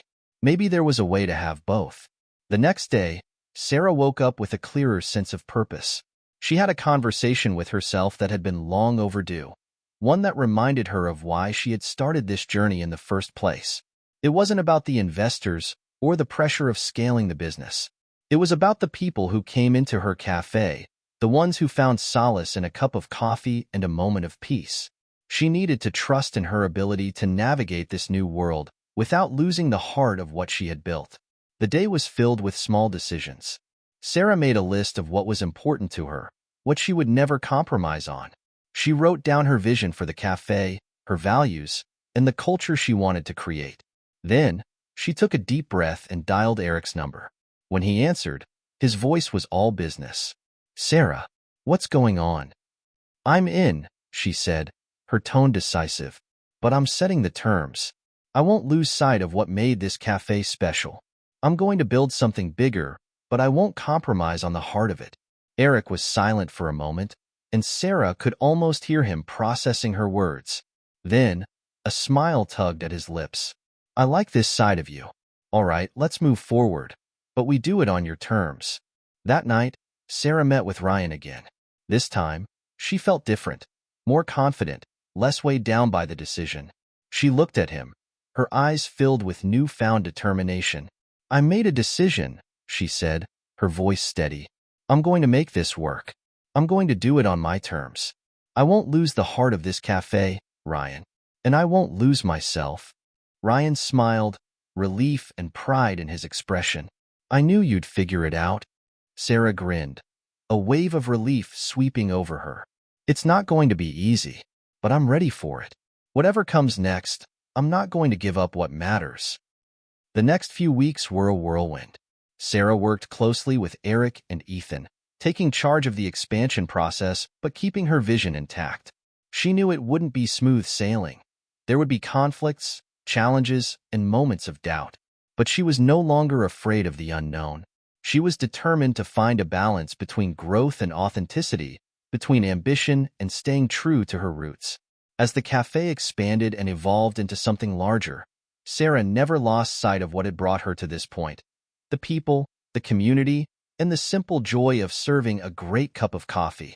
The hustle of investors and growth was always present, but Sarah remained the steady hand that guided her cafe through the storm.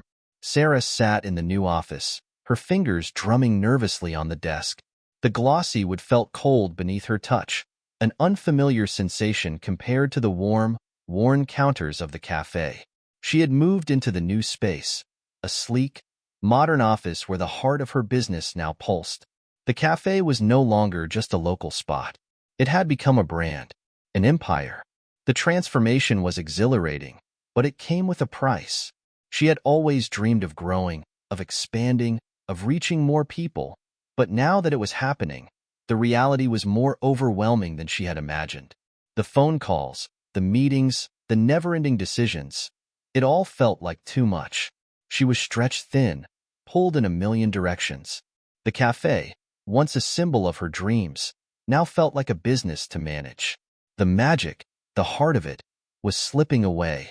Her mind wandered back to the original days when she had opened the cafe.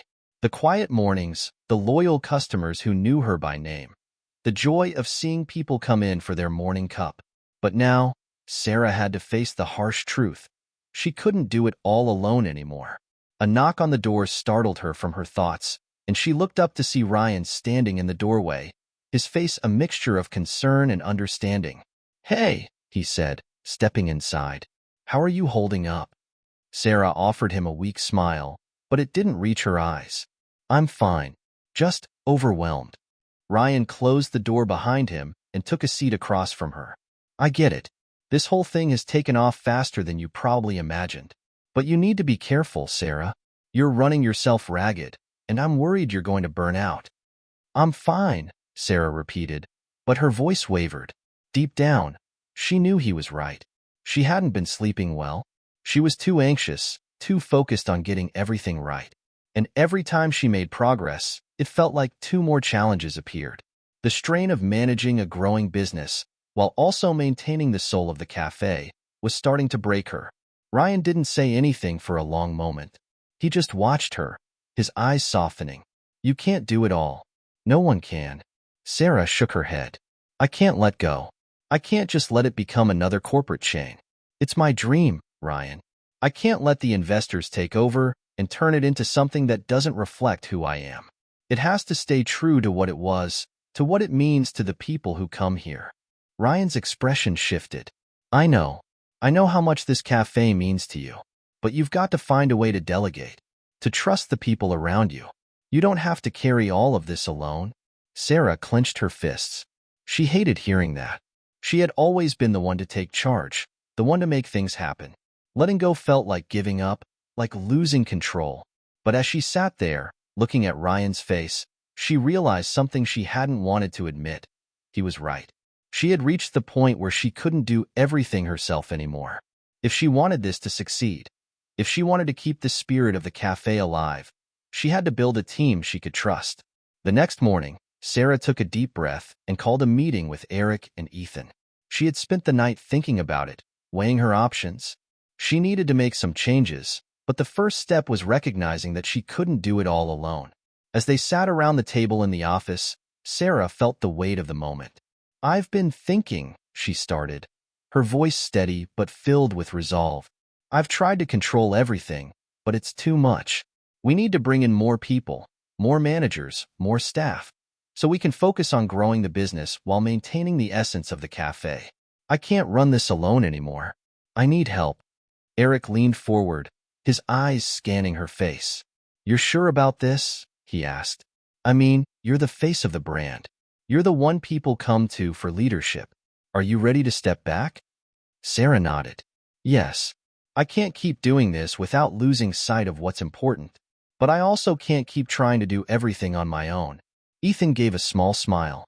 "I think that's the smartest thing you've said since we started this venture. You've been trying to be everywhere at once. It's not sustainable." Sarah felt a weight lift from her chest. She was finally letting go, and it felt like the first step in regaining control. Later that week, Sarah met with potential managers and staff, her decision to delegate beginning to take shape. She selected people who understood her vision, who could carry the cafe forward without stripping it of its heart.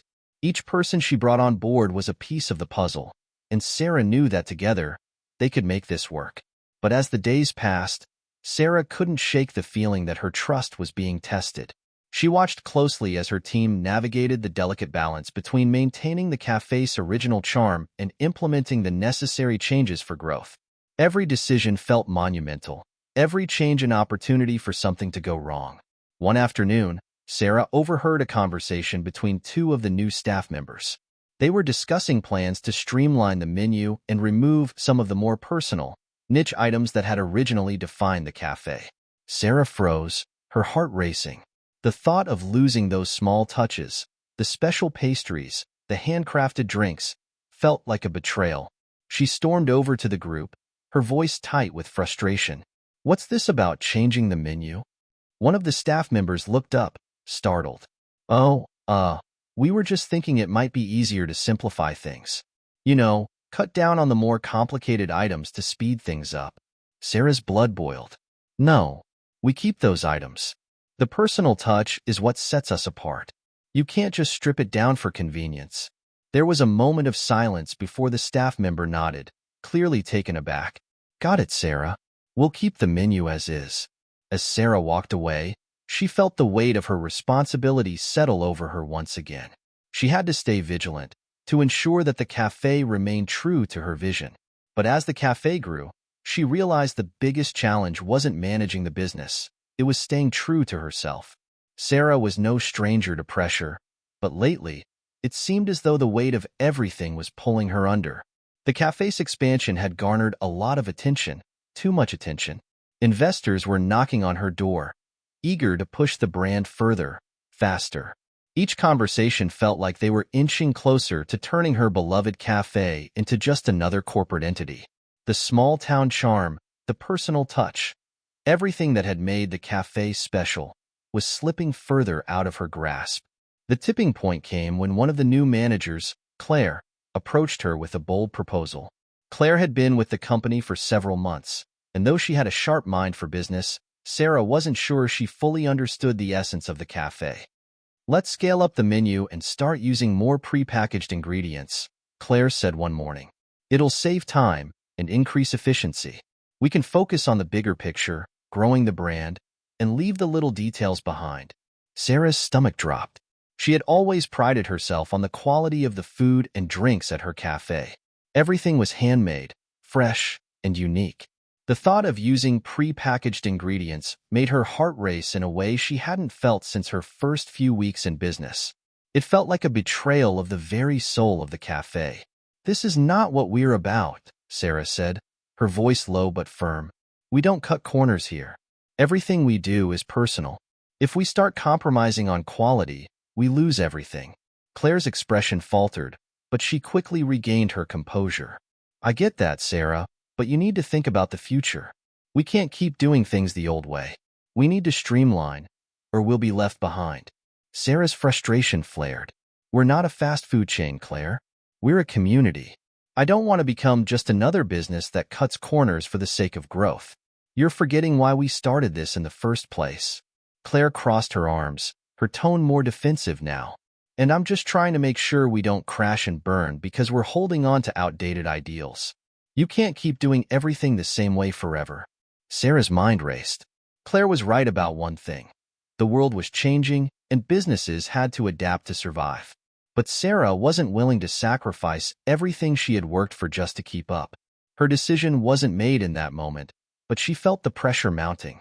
The cafe was becoming a battleground, and the stakes were higher than ever. That night, Sarah sat in the back of the cafe, alone with her thoughts. The cafe was quieter than usual, with only a handful of patrons scattered around. She let the hum of the espresso machine and the clink of cups fill the silence as she stared out the window. The world outside seemed so different from the one she had known just a few months ago. Back then, she had felt in control, confident in her choices and her ability to navigate whatever came her way. Now, it all felt like a tangled mess, with no clear path forward. Ryan walked in just as she was beginning to spiral into her worries. He spotted her at the back table, looking deep in thought. Without a word, he walked over, pulled out the chair opposite her, and sat down. "How's it going?" he asked, his tone gentle but knowing. Sarah didn't respond at first. She just stared at him, her hands resting on the table, fingers tapping nervously. After a long moment, she finally spoke. "I don't know what to do anymore, Ryan. I feel like I'm losing control of everything. I want to keep this place special, but every decision I make feels like it's pushing it further away from what I envisioned." Ryan listened carefully, his eyes never leaving her face. "You're at a crossroads, Sarah, but I think you know deep down what you need to do. You can't let others decide what your business should be. You have to stay true to yourself." "But the pressure is immense," Sarah replied, her voice strained. "Everyone keeps telling me I need to adapt, to grow. But what if doing that means losing everything that makes this place mine?" Ryan leaned forward, his gaze steady. "You've built something incredible here. Don't forget that. You have the vision and the strength to keep it authentic. But you also need to trust the people you've brought on board. You can't carry the weight of this alone, Sarah." She shook her head. "I don't know if I can trust them anymore. I've already had to fight to keep things the way they are. It feels like I'm constantly on the defensive." Ryan let out a small sigh. "Then fight for it. But you have to decide if it's worth it. If you want to keep this place, you have to decide what you're willing to fight for." Sarah stared at him, her mind racing. She had already sacrificed so much. Her time, her energy, her personal life. But was she ready to fight everything she had worked for? Was she willing to risk it all to protect the soul of the cafe? She looked down at the table, gathering her thoughts. Maybe I need to take a step back. I can't keep doing this on my own. I need to find a way to trust people again, without compromising everything I've built." Ryan gave a small smile, his eyes filled with understanding. "That's the first step, Sarah. Trust yourself, and trust the people who believe in what you're doing." The next morning, Sarah called a meeting with her team. This time, she was clear-headed and determined. She knew she had to make some tough decisions, but she wasn't going to sacrifice the heart of the cafe. When everyone had gathered, she stood in front of them, her expression unwavering. "We're going to grow," Sarah said, "but we're going to do it on our terms. We're not cutting corners, and we're not compromising on the quality that makes this place special. We're going to stay true to our roots, no matter what." There was a collective silence in the room as everyone processed her words. Then, Eric, who had been quiet until now, spoke up. "I think that's the right call, Sarah," he said. "We've got to keep the vision intact. We're all in this together." Sarah felt a weight lift from her shoulders. For the first time in weeks, she felt a sense of relief. She wasn't alone in this. Her team, the people who had believed in her from the beginning, were there to help her carry the burden. But as they began discussing plans for the future, Sarah couldn't shake the feeling that a new challenge was just around the corner. one that would test her resolve like never before. It was a crisp fall morning when Sarah received the email. It had been a quiet week, and she'd finally started to breathe again, thinking that maybe, just maybe, things were beginning to settle down. But this email changed everything. The subject line read, "Urgent. Legal action regarding your business." Her heart skipped a beat as she opened the email, her eyes scanning the words that felt like a punch to the gut. "We regret to inform you that due to the violation of intellectual property rights, we are pursuing legal action against your business, Cafe Sarita.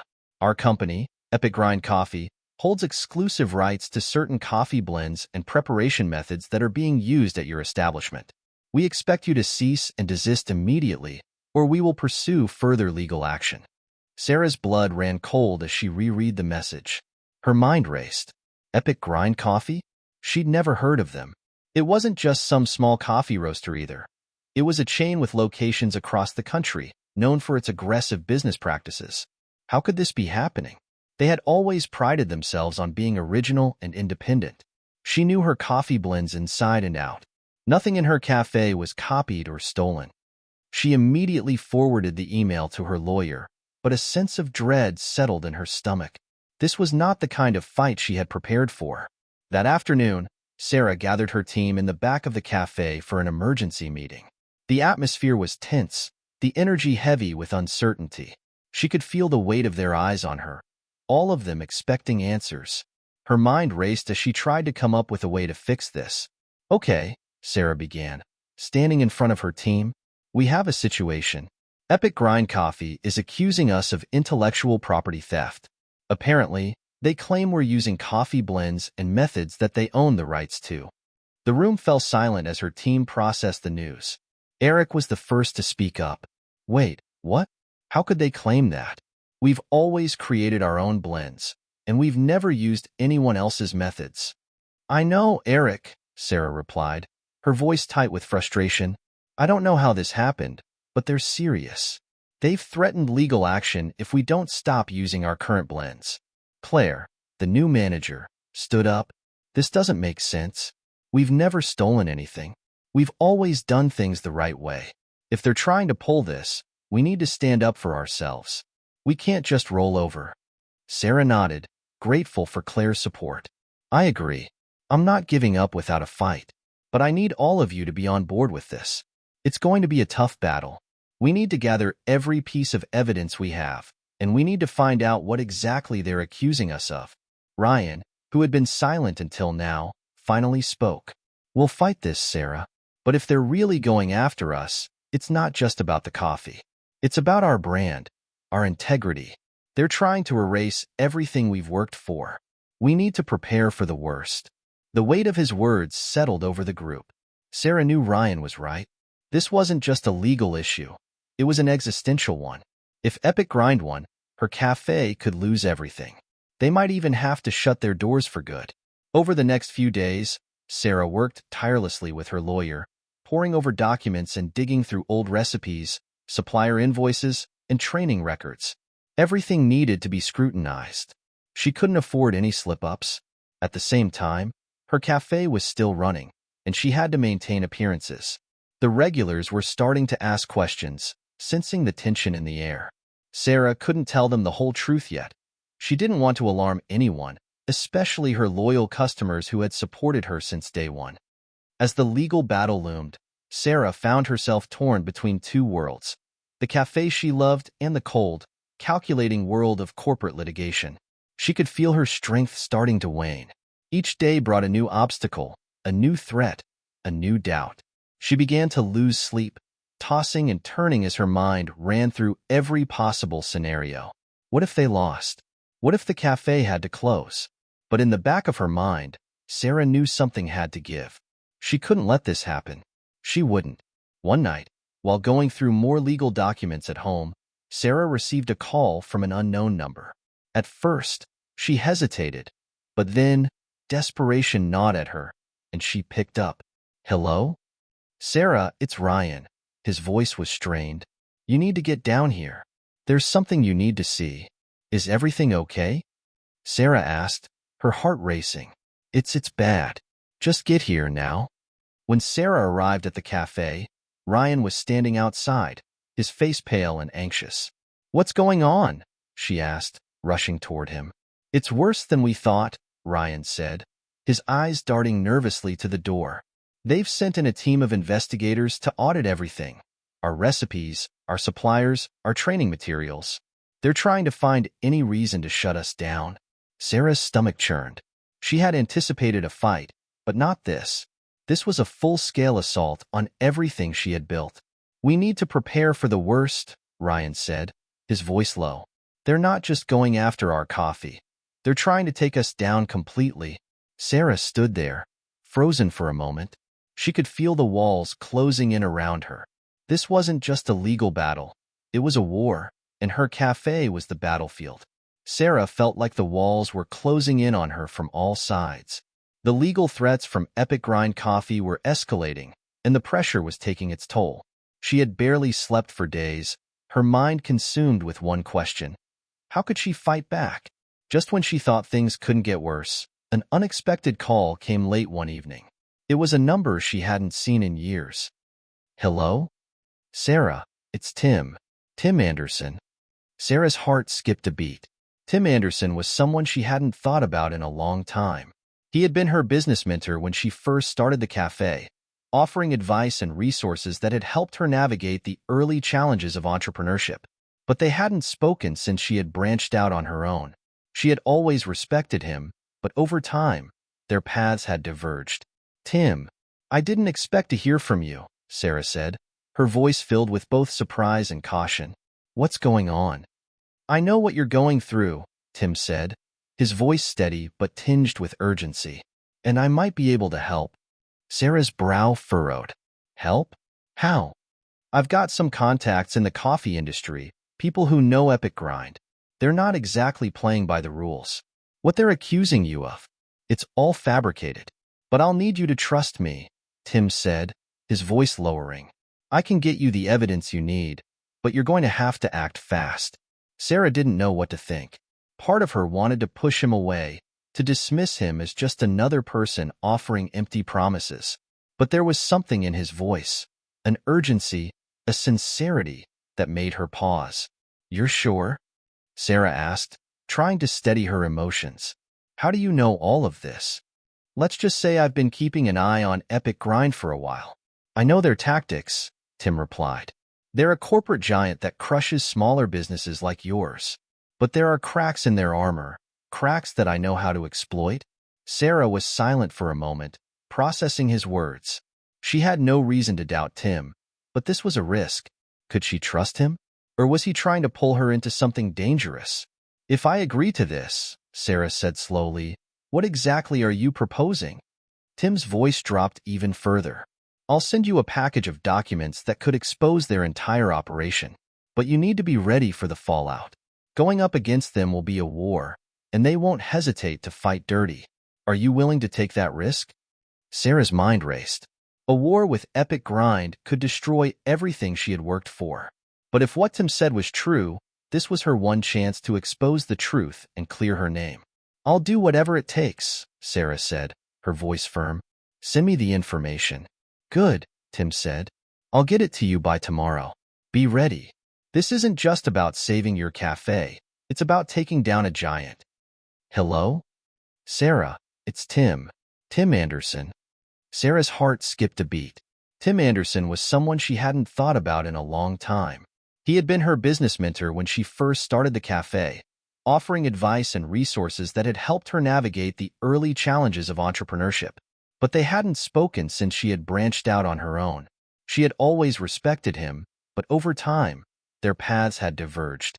"Tim, I didn't expect to hear from you," Sarah said, her voice filled with both surprise and caution. "What's going on?" "I know what you're going through," Tim said, his voice steady but tinged with urgency. "And I might be able to help." Sarah's brow furrowed.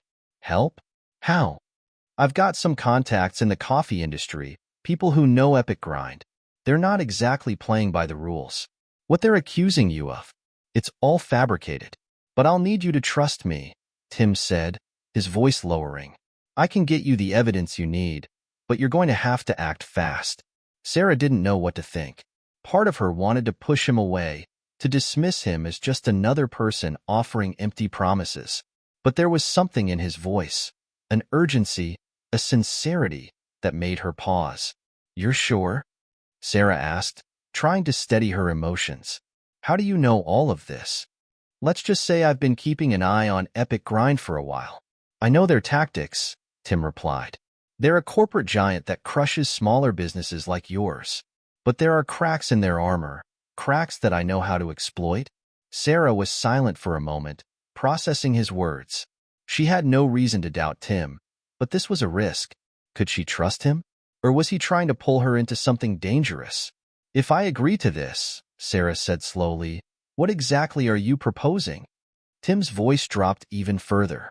"I'll send you a package of documents that could expose their entire operation. But you need to be ready for the fallout. Going up against them will be a war, and they won't hesitate to fight dirty. Are you willing to take that risk?" Sarah's mind raced. A war with Epic Grind could destroy everything she had worked for. But if what Tim said was true, this was her one chance to expose the truth and clear her name. "I'll do whatever it takes," Sarah said, her voice firm. "Send me the information." "Good," Tim said. "I'll get it to you by tomorrow. Be ready. This isn't just about saving your cafe. It's about taking down a giant." Sarah hung up the phone, her heart pounding. She didn't know if she had just made the right choice, or if she had just walked into a trap. But one thing was certain. This fight was far from over, and it was about to get much more complicated. The next day, Tim's package arrived. Documents, emails, and confidential memos detailing the inner workings of Epic Grind Coffee.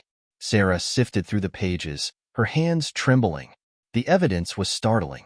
Epic Grind had been using questionable tactics to corner the market, including unethical sourcing of coffee beans, price fixing with suppliers, and even undermining local coffee shops through aggressive legal tactics.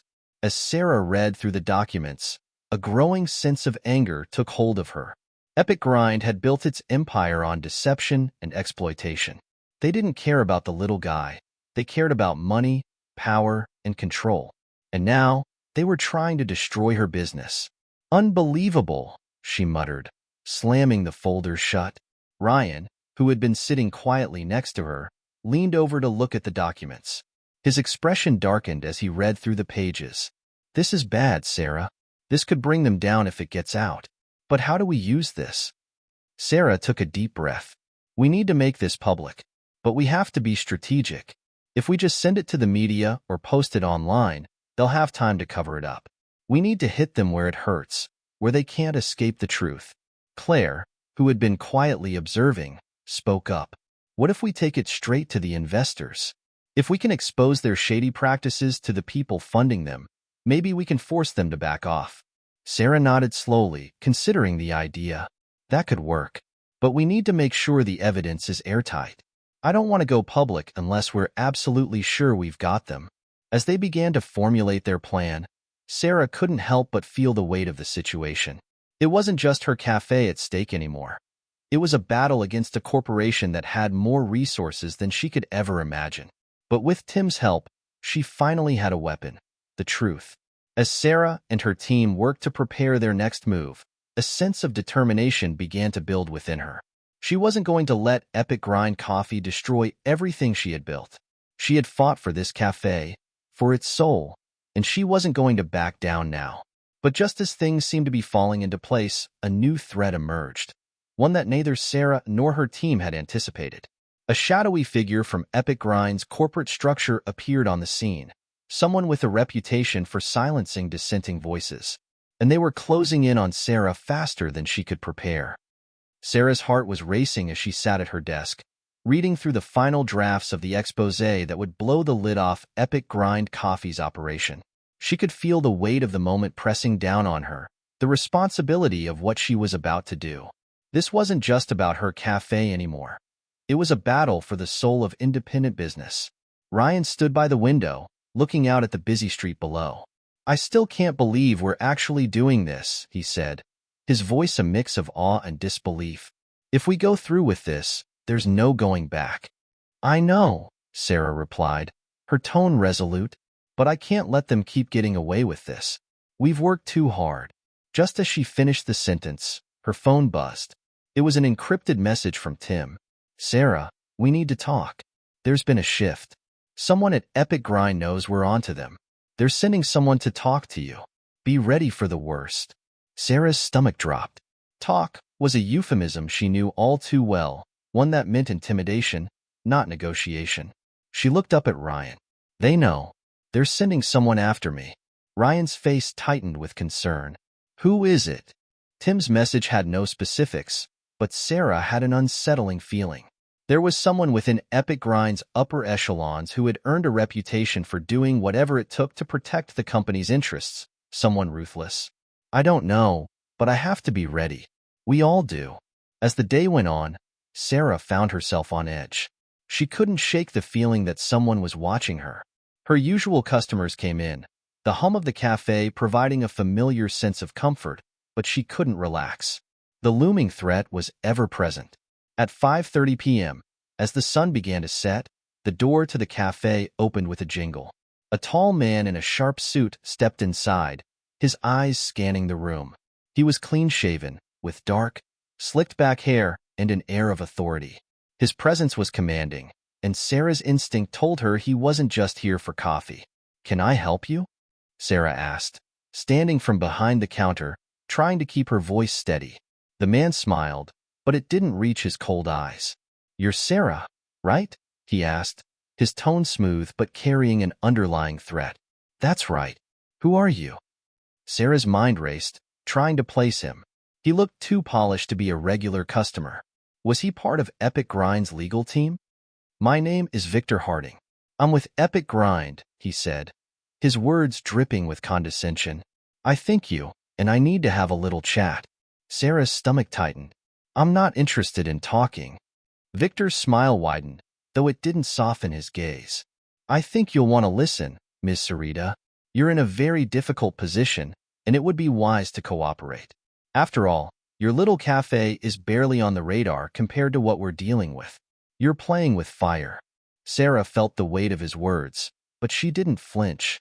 "What do you want?" Victor stepped closer, his voice dropping to a more menacing tone. "What I want is simple.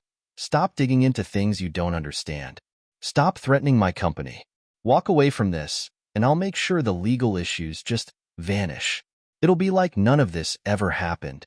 Sarah's mind raced as she processed his offer. He wasn't just trying to intimidate her. He was offering her a way out.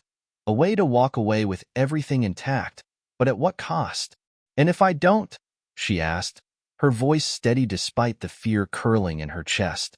Victor's smile faltered, and for a moment, his eyes flashed with something cold. "Then you'll find out just how far we're willing to go to protect our brand. Trust me, it won't be pretty." With those chilling words, he turned and walked out of the cafe, leaving Sarah standing there, shaken but resolute. After Victor left, Sarah retreated to the back office, her mind spinning. His words echoed in her ears. The threats, the pressure, the intimidation. It was all part of a game to break her down, to make her surrender. But she wasn't about to give up. Ryan joined her a few minutes later, his face full of concern. What did he want? "He wanted me to stop. He offered to make the legal problems disappear if I just walked away," Sarah said, her voice tight. "But I know what that means. They're trying to scare me into submission." Ryan's jaw clenched. "So, what's the plan?" Sarah exhaled sharply. "The plan hasn't changed. We take them down. But now, we need to be smarter about it. We can't let them intimidate us. We need to stay ahead of them." Just then, Tim's encrypted message came through again. "Get ready. They've escalated. You need to act fast." As Sarah and Ryan brainstormed their next move, the reality of the situation hit her harder than ever. Victor Harding's visit wasn't just a warning. It was a declaration of war. Epic Grind had crossed the line from corporate aggression to outright intimidation. And they weren't backing down. They needed to act fast. Sarah couldn't shake the feeling that something was wrong. The walls of the cafe had never seemed so confining, the air so thick with tension. She sat at her desk, eyes glued to her laptop screen, running over the details of their plan again and again. Everything had to go perfectly. One wrong move, and Epic Grind would crush her. Ryan was pacing in the back, his hands in his pockets, clearly as on edge as she was. The sudden visit from Victor Harding had rattled them both. It wasn't just a warning anymore. It was a challenge. They were now in the fight of their lives. "Do you think they'll back off?" Ryan asked, his voice carrying a note of desperation. "You've got the evidence, the truth. This should be enough to bring them down, right?"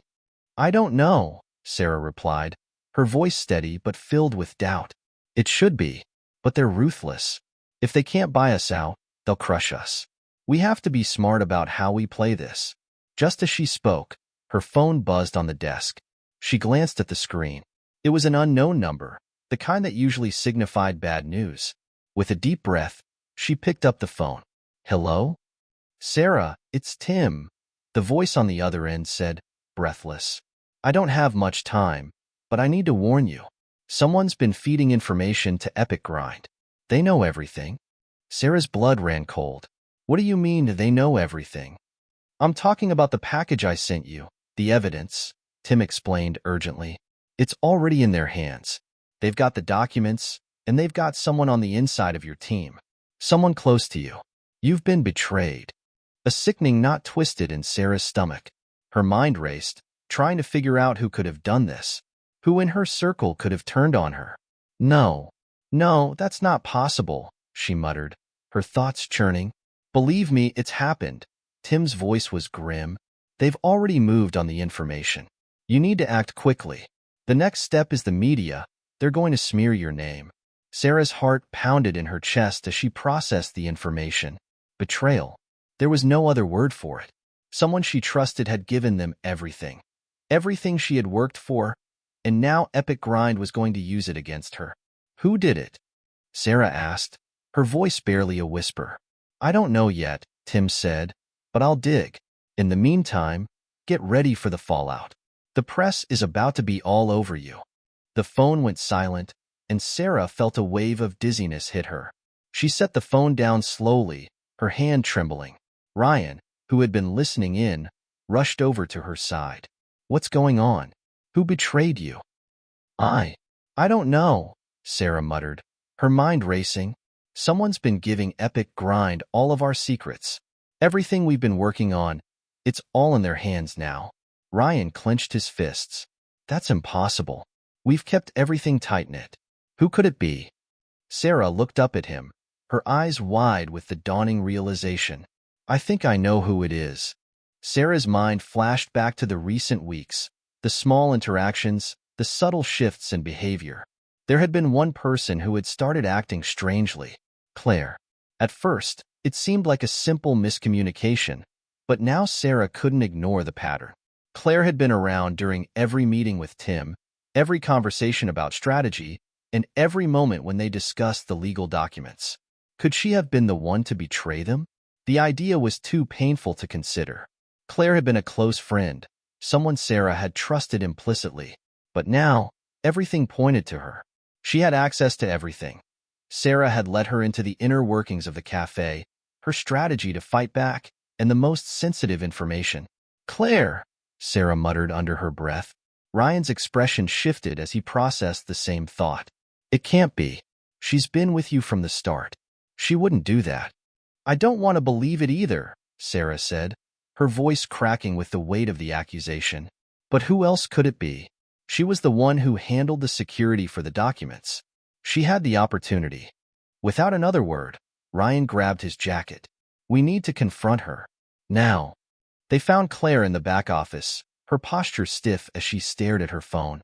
When she saw them enter, her face went pale, and she stood quickly, a nervous smile on her lips. "Sarah, Ryan," Claire said, her voice a little too calm. "What's going on?" Sarah didn't waste any time. "We know, Claire. We know what you did." Claire's eyes widened, and for a split second, Sarah saw something. Something in the way her friend stiffened that confirmed her worst fears. Claire tried to recover quickly, but the damage was done. I don't know what you mean," Claire stammered, her voice shaky. "What are you talking about?" "The documents," Sarah said, her voice firm, though her heart was shattering. "You sold them out. You gave everything to Epic Grind, didn't you?" Claire's face went ashen.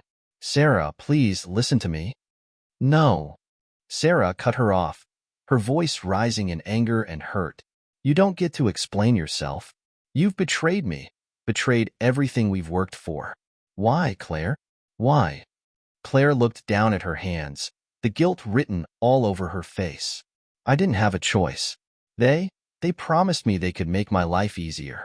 I was struggling, Sarah. I couldn't keep up with everything, an epic grind. So you sold me out? Sarah shouted, the tears threatening to spill. You sold out everything we've worked for.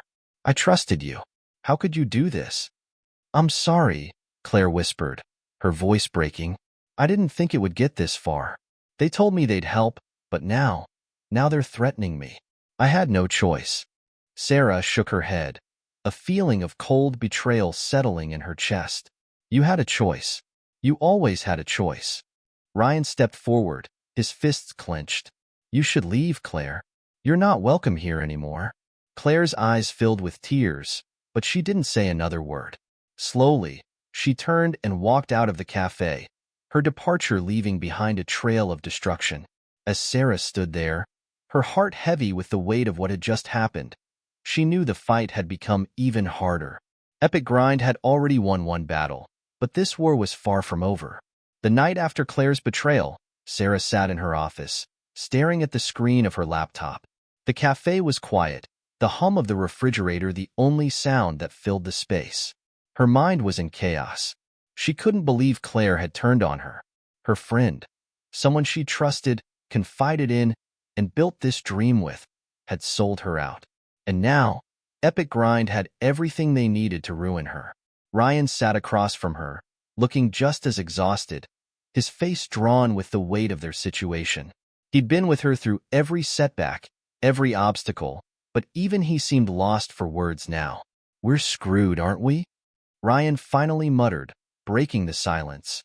Sarah didn't respond right away. She wasn't ready to admit that defeat was staring her in the face. Not yet. We're not done yet, she said firmly, though the words felt hollow. She couldn't afford to give up. Not after everything she'd worked for. Ryan gave her a skeptical look. You know they've got the media on their side. The smear campaign is probably already in motion. Claire gave them everything. We're not just fighting a coffee chain now. We're fighting an empire. Sarah felt a pang in her chest at the mention of Claire. The betrayal still stung, but she couldn't let it consume her. There had to be a way out. There had to be something they hadn't thought of yet. Just then, her phone buzzed, and she looked down, expecting it to be another alarming message. But instead, it was a text from an unknown number. Hesitantly, she opened it. Sarah, I know you don't trust anyone right now, but you need to listen. I can help you bring Epic Grind down. I have the proof you need. Meet me at midnight at the park across from your cafe. Don't tell anyone. Sarah stared at the message, her heart racing. The message was vague, but the timing couldn't have been more critical. Someone was offering to help her, someone who claimed to have the information she needed to destroy Epic Grind once and for all. But who could it be? Who was this person? Ryan leaned over, reading the message. This could be a trap. You don't know who this is. Sarah took a deep breath. I know, but if there's even a chance this is real, I have to go. I can't let this be the end. Ryan frowned. You're not going alone. I'm coming with you. Sarah hesitated. She wanted to keep him safe, but she knew she needed him. All right, but we stay cautious. No sudden moves. Midnight came too quickly. Sarah and Ryan stood outside the cafe, their breaths visible in the cool night air. The street was empty, the city quiet except for the occasional car passing by. The park across the street was dark, the only light coming from a flickering street lamp at the far end. Stay close, Sarah whispered, her hand resting on the door of the cafe as they made their way across the street. The only sounds were their footsteps on the pavement, the rhythm of the night closing in around them. When they reached the park, they stopped at the entrance. The bench near the center of the park was empty. Sarah scanned the surroundings, her eyes darting between the trees, the shadows. She couldn't shake the feeling that something was off. Are you sure this is the right place? Ryan asked, his voice low. Sarah nodded, though her gut told her to be cautious. This is it. We wait. Minutes passed, each one stretching longer than the last. The eerie silence of the park made the tension unbearable, and just as Sarah was about to suggest they leave, a figure stepped out from the shadows near the far side of the park. It was a man, tall and wearing a dark jacket, his face partially obscured by the hood of his sweatshirt. He stopped a few feet away, his hands in his pockets. "Sarah," he said, his voice low but clear. She took a step forward. "Who are you? What do you want?" The man tilted his head. "I told you. I have the proof you need. I can help you take down Epic Grind, but you have to listen carefully." Sarah's heart raced. "Why should I trust you?" The man paused for a moment, as if considering his words. "Because I used to work for them. I know what they're capable of. I was part of the team that helped them put you in this position, but I didn't realize how far they were willing to go. Now, I'm done." Ryan stepped closer, narrowing his eyes. "And you expect us to just take your word for it?" "I don't care if you trust me," the man replied, his voice steady. "I'm here because I want to make things right. I've got files, evidence that could bring down their whole operation. I know everything." Sarah's mind spun. If this was true, if he really did have the information, it could be the key to everything. What kind of evidence? The man took a step forward, pulling a small flash drive from his jacket pocket. Everything. Emails, financial records, communication between Epic Grind executives. All the dirt you need to take them down for good. Sarah's breath caught in her throat. This was it. This was the opportunity she'd been waiting for. "Why are you doing this?" she asked, her voice softening slightly. "Why now?" The man's expression darkened. "Because I couldn't live with what I'd done. Because I watched them destroy small businesses, tear apart families. And now they're trying to crush you.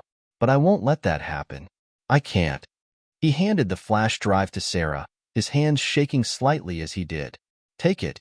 Use it wisely. And if you really want to bring them down, you'll need to move fast. They're not going to stop until you're gone." Sarah took the drive, her heart pounding. She could feel the weight of it, the power it held. This was her chance. It was finally within reach. As they turned to leave the park, Sarah's phone buzzed again. She glanced down at the screen. It was a message from Tim. "Sarah, they're coming for you. Get out now." A cold chill ran down her spine. The footsteps grew louder, and Sarah's pulse quickened. Ryan gripped her arm tightly, his face pale. They had nowhere to run, no time to think. Epic Grind had found them. No, they'd been expecting them. "Stay calm," Sarah whispered, her mind racing for a plan. She had the flash drive, the proof, the evidence that could end this nightmare. But it wouldn't do any good if she couldn't get it into the right hands. They turned slowly to face the group that had emerged from the shadows. The figures were unmistakable, tall, confident, and wearing dark suits. Claire was in the front, her expression a mix of triumph and cold determination. Behind her, the executives from Epic Grind stood, eyes gleaming with contempt. "I was wondering when you'd show up," Claire said, her voice dripping with sarcasm. "Did you really think you could take us down with a couple of files?" Sarah clenched her fists, the flash drive burning in her pocket. "You're not getting away with this, Claire. Not this time." Claire stepped forward, her smile cold. "Oh, but I already have. You've been playing checkers, Sarah, while we've been playing chess. You're too late." Ryan took a step closer to Sarah, his stance protective. "We're not done yet." The executives behind Claire chuckled, their faces impassive. One of them, a tall man with a neatly combed beard, spoke up. "You should have stayed out of this, Sarah. It's over. Epic Grind owns this town now. There's nothing you can do." For a brief moment, fear gnawed at Sarah. Everything she had worked for, everything she had built, was at risk of crumbling in an instant. But then, she remembered the flash drive, the power it held, the truth. "You're wrong," Sarah said, her voice stronger now. "I still have one move left." Claire's eyes narrowed. "What do you think you're going to do with that little piece of plastic?" "It's too late for you to play hero." Sarah stepped back slightly, her hand slipping into her jacket pocket where the flash drive was hidden. But before she could make her next move, there was a sudden noise. A car screeching to a halt on the street nearby. The sound of doors slamming open echoed through the night air. "Who's that?" Ryan asked, his voice low, as the sound of footsteps quickly approached. A figure emerged from the shadows. Tim. He was panting, out of breath, but his eyes were wide with urgency. "Sarah, you have to listen to me," he shouted, his voice carrying in the night air. "They've already gone public with the smear campaign. It's happening now, right now. You have to do something, or they'll bury you." Sarah's heart skipped a beat. This was it. The battle was happening now, and they couldn't afford to lose. Claire's smug grin faltered, but she quickly regained her composure. "It's too late for you, Tim. You've all lost." Tim wasn't deterred. "Not yet, Claire. It's not over until it's over." Sarah's mind raced. She looked down at the flash drive, the weight of it pressing against her palm. The evidence. Everything she needed to expose Epic Grind for the corrupt, manipulative empire it was. She reached into her pocket and pulled out the drive. "You want to take me down? Fine. Let's see how far your empire will stand when the truth is out." Before anyone could stop her, she turned and ran toward the cafe, Ryan and Tim hot on her heels. She had one last shot, one last chance to expose the truth, and she wasn't going to let it slip through her fingers. As they burst through the cafe doors, Sarah's mind raced. She needed to get to the computer, to upload the files before it was too late. She pushed past the counter, her heart pounding, and sat down in front of the laptop. Her fingers flew across the keyboard as she inserted the flash drive. The files began to load, and she could feel the tension building in her chest. This was it, the moment of truth. Suddenly, a message popped up on the screen. "File uploaded successfully. Public access granted." Sarah's breath caught in her throat. She had done it. The files were now live, accessible to the entire world.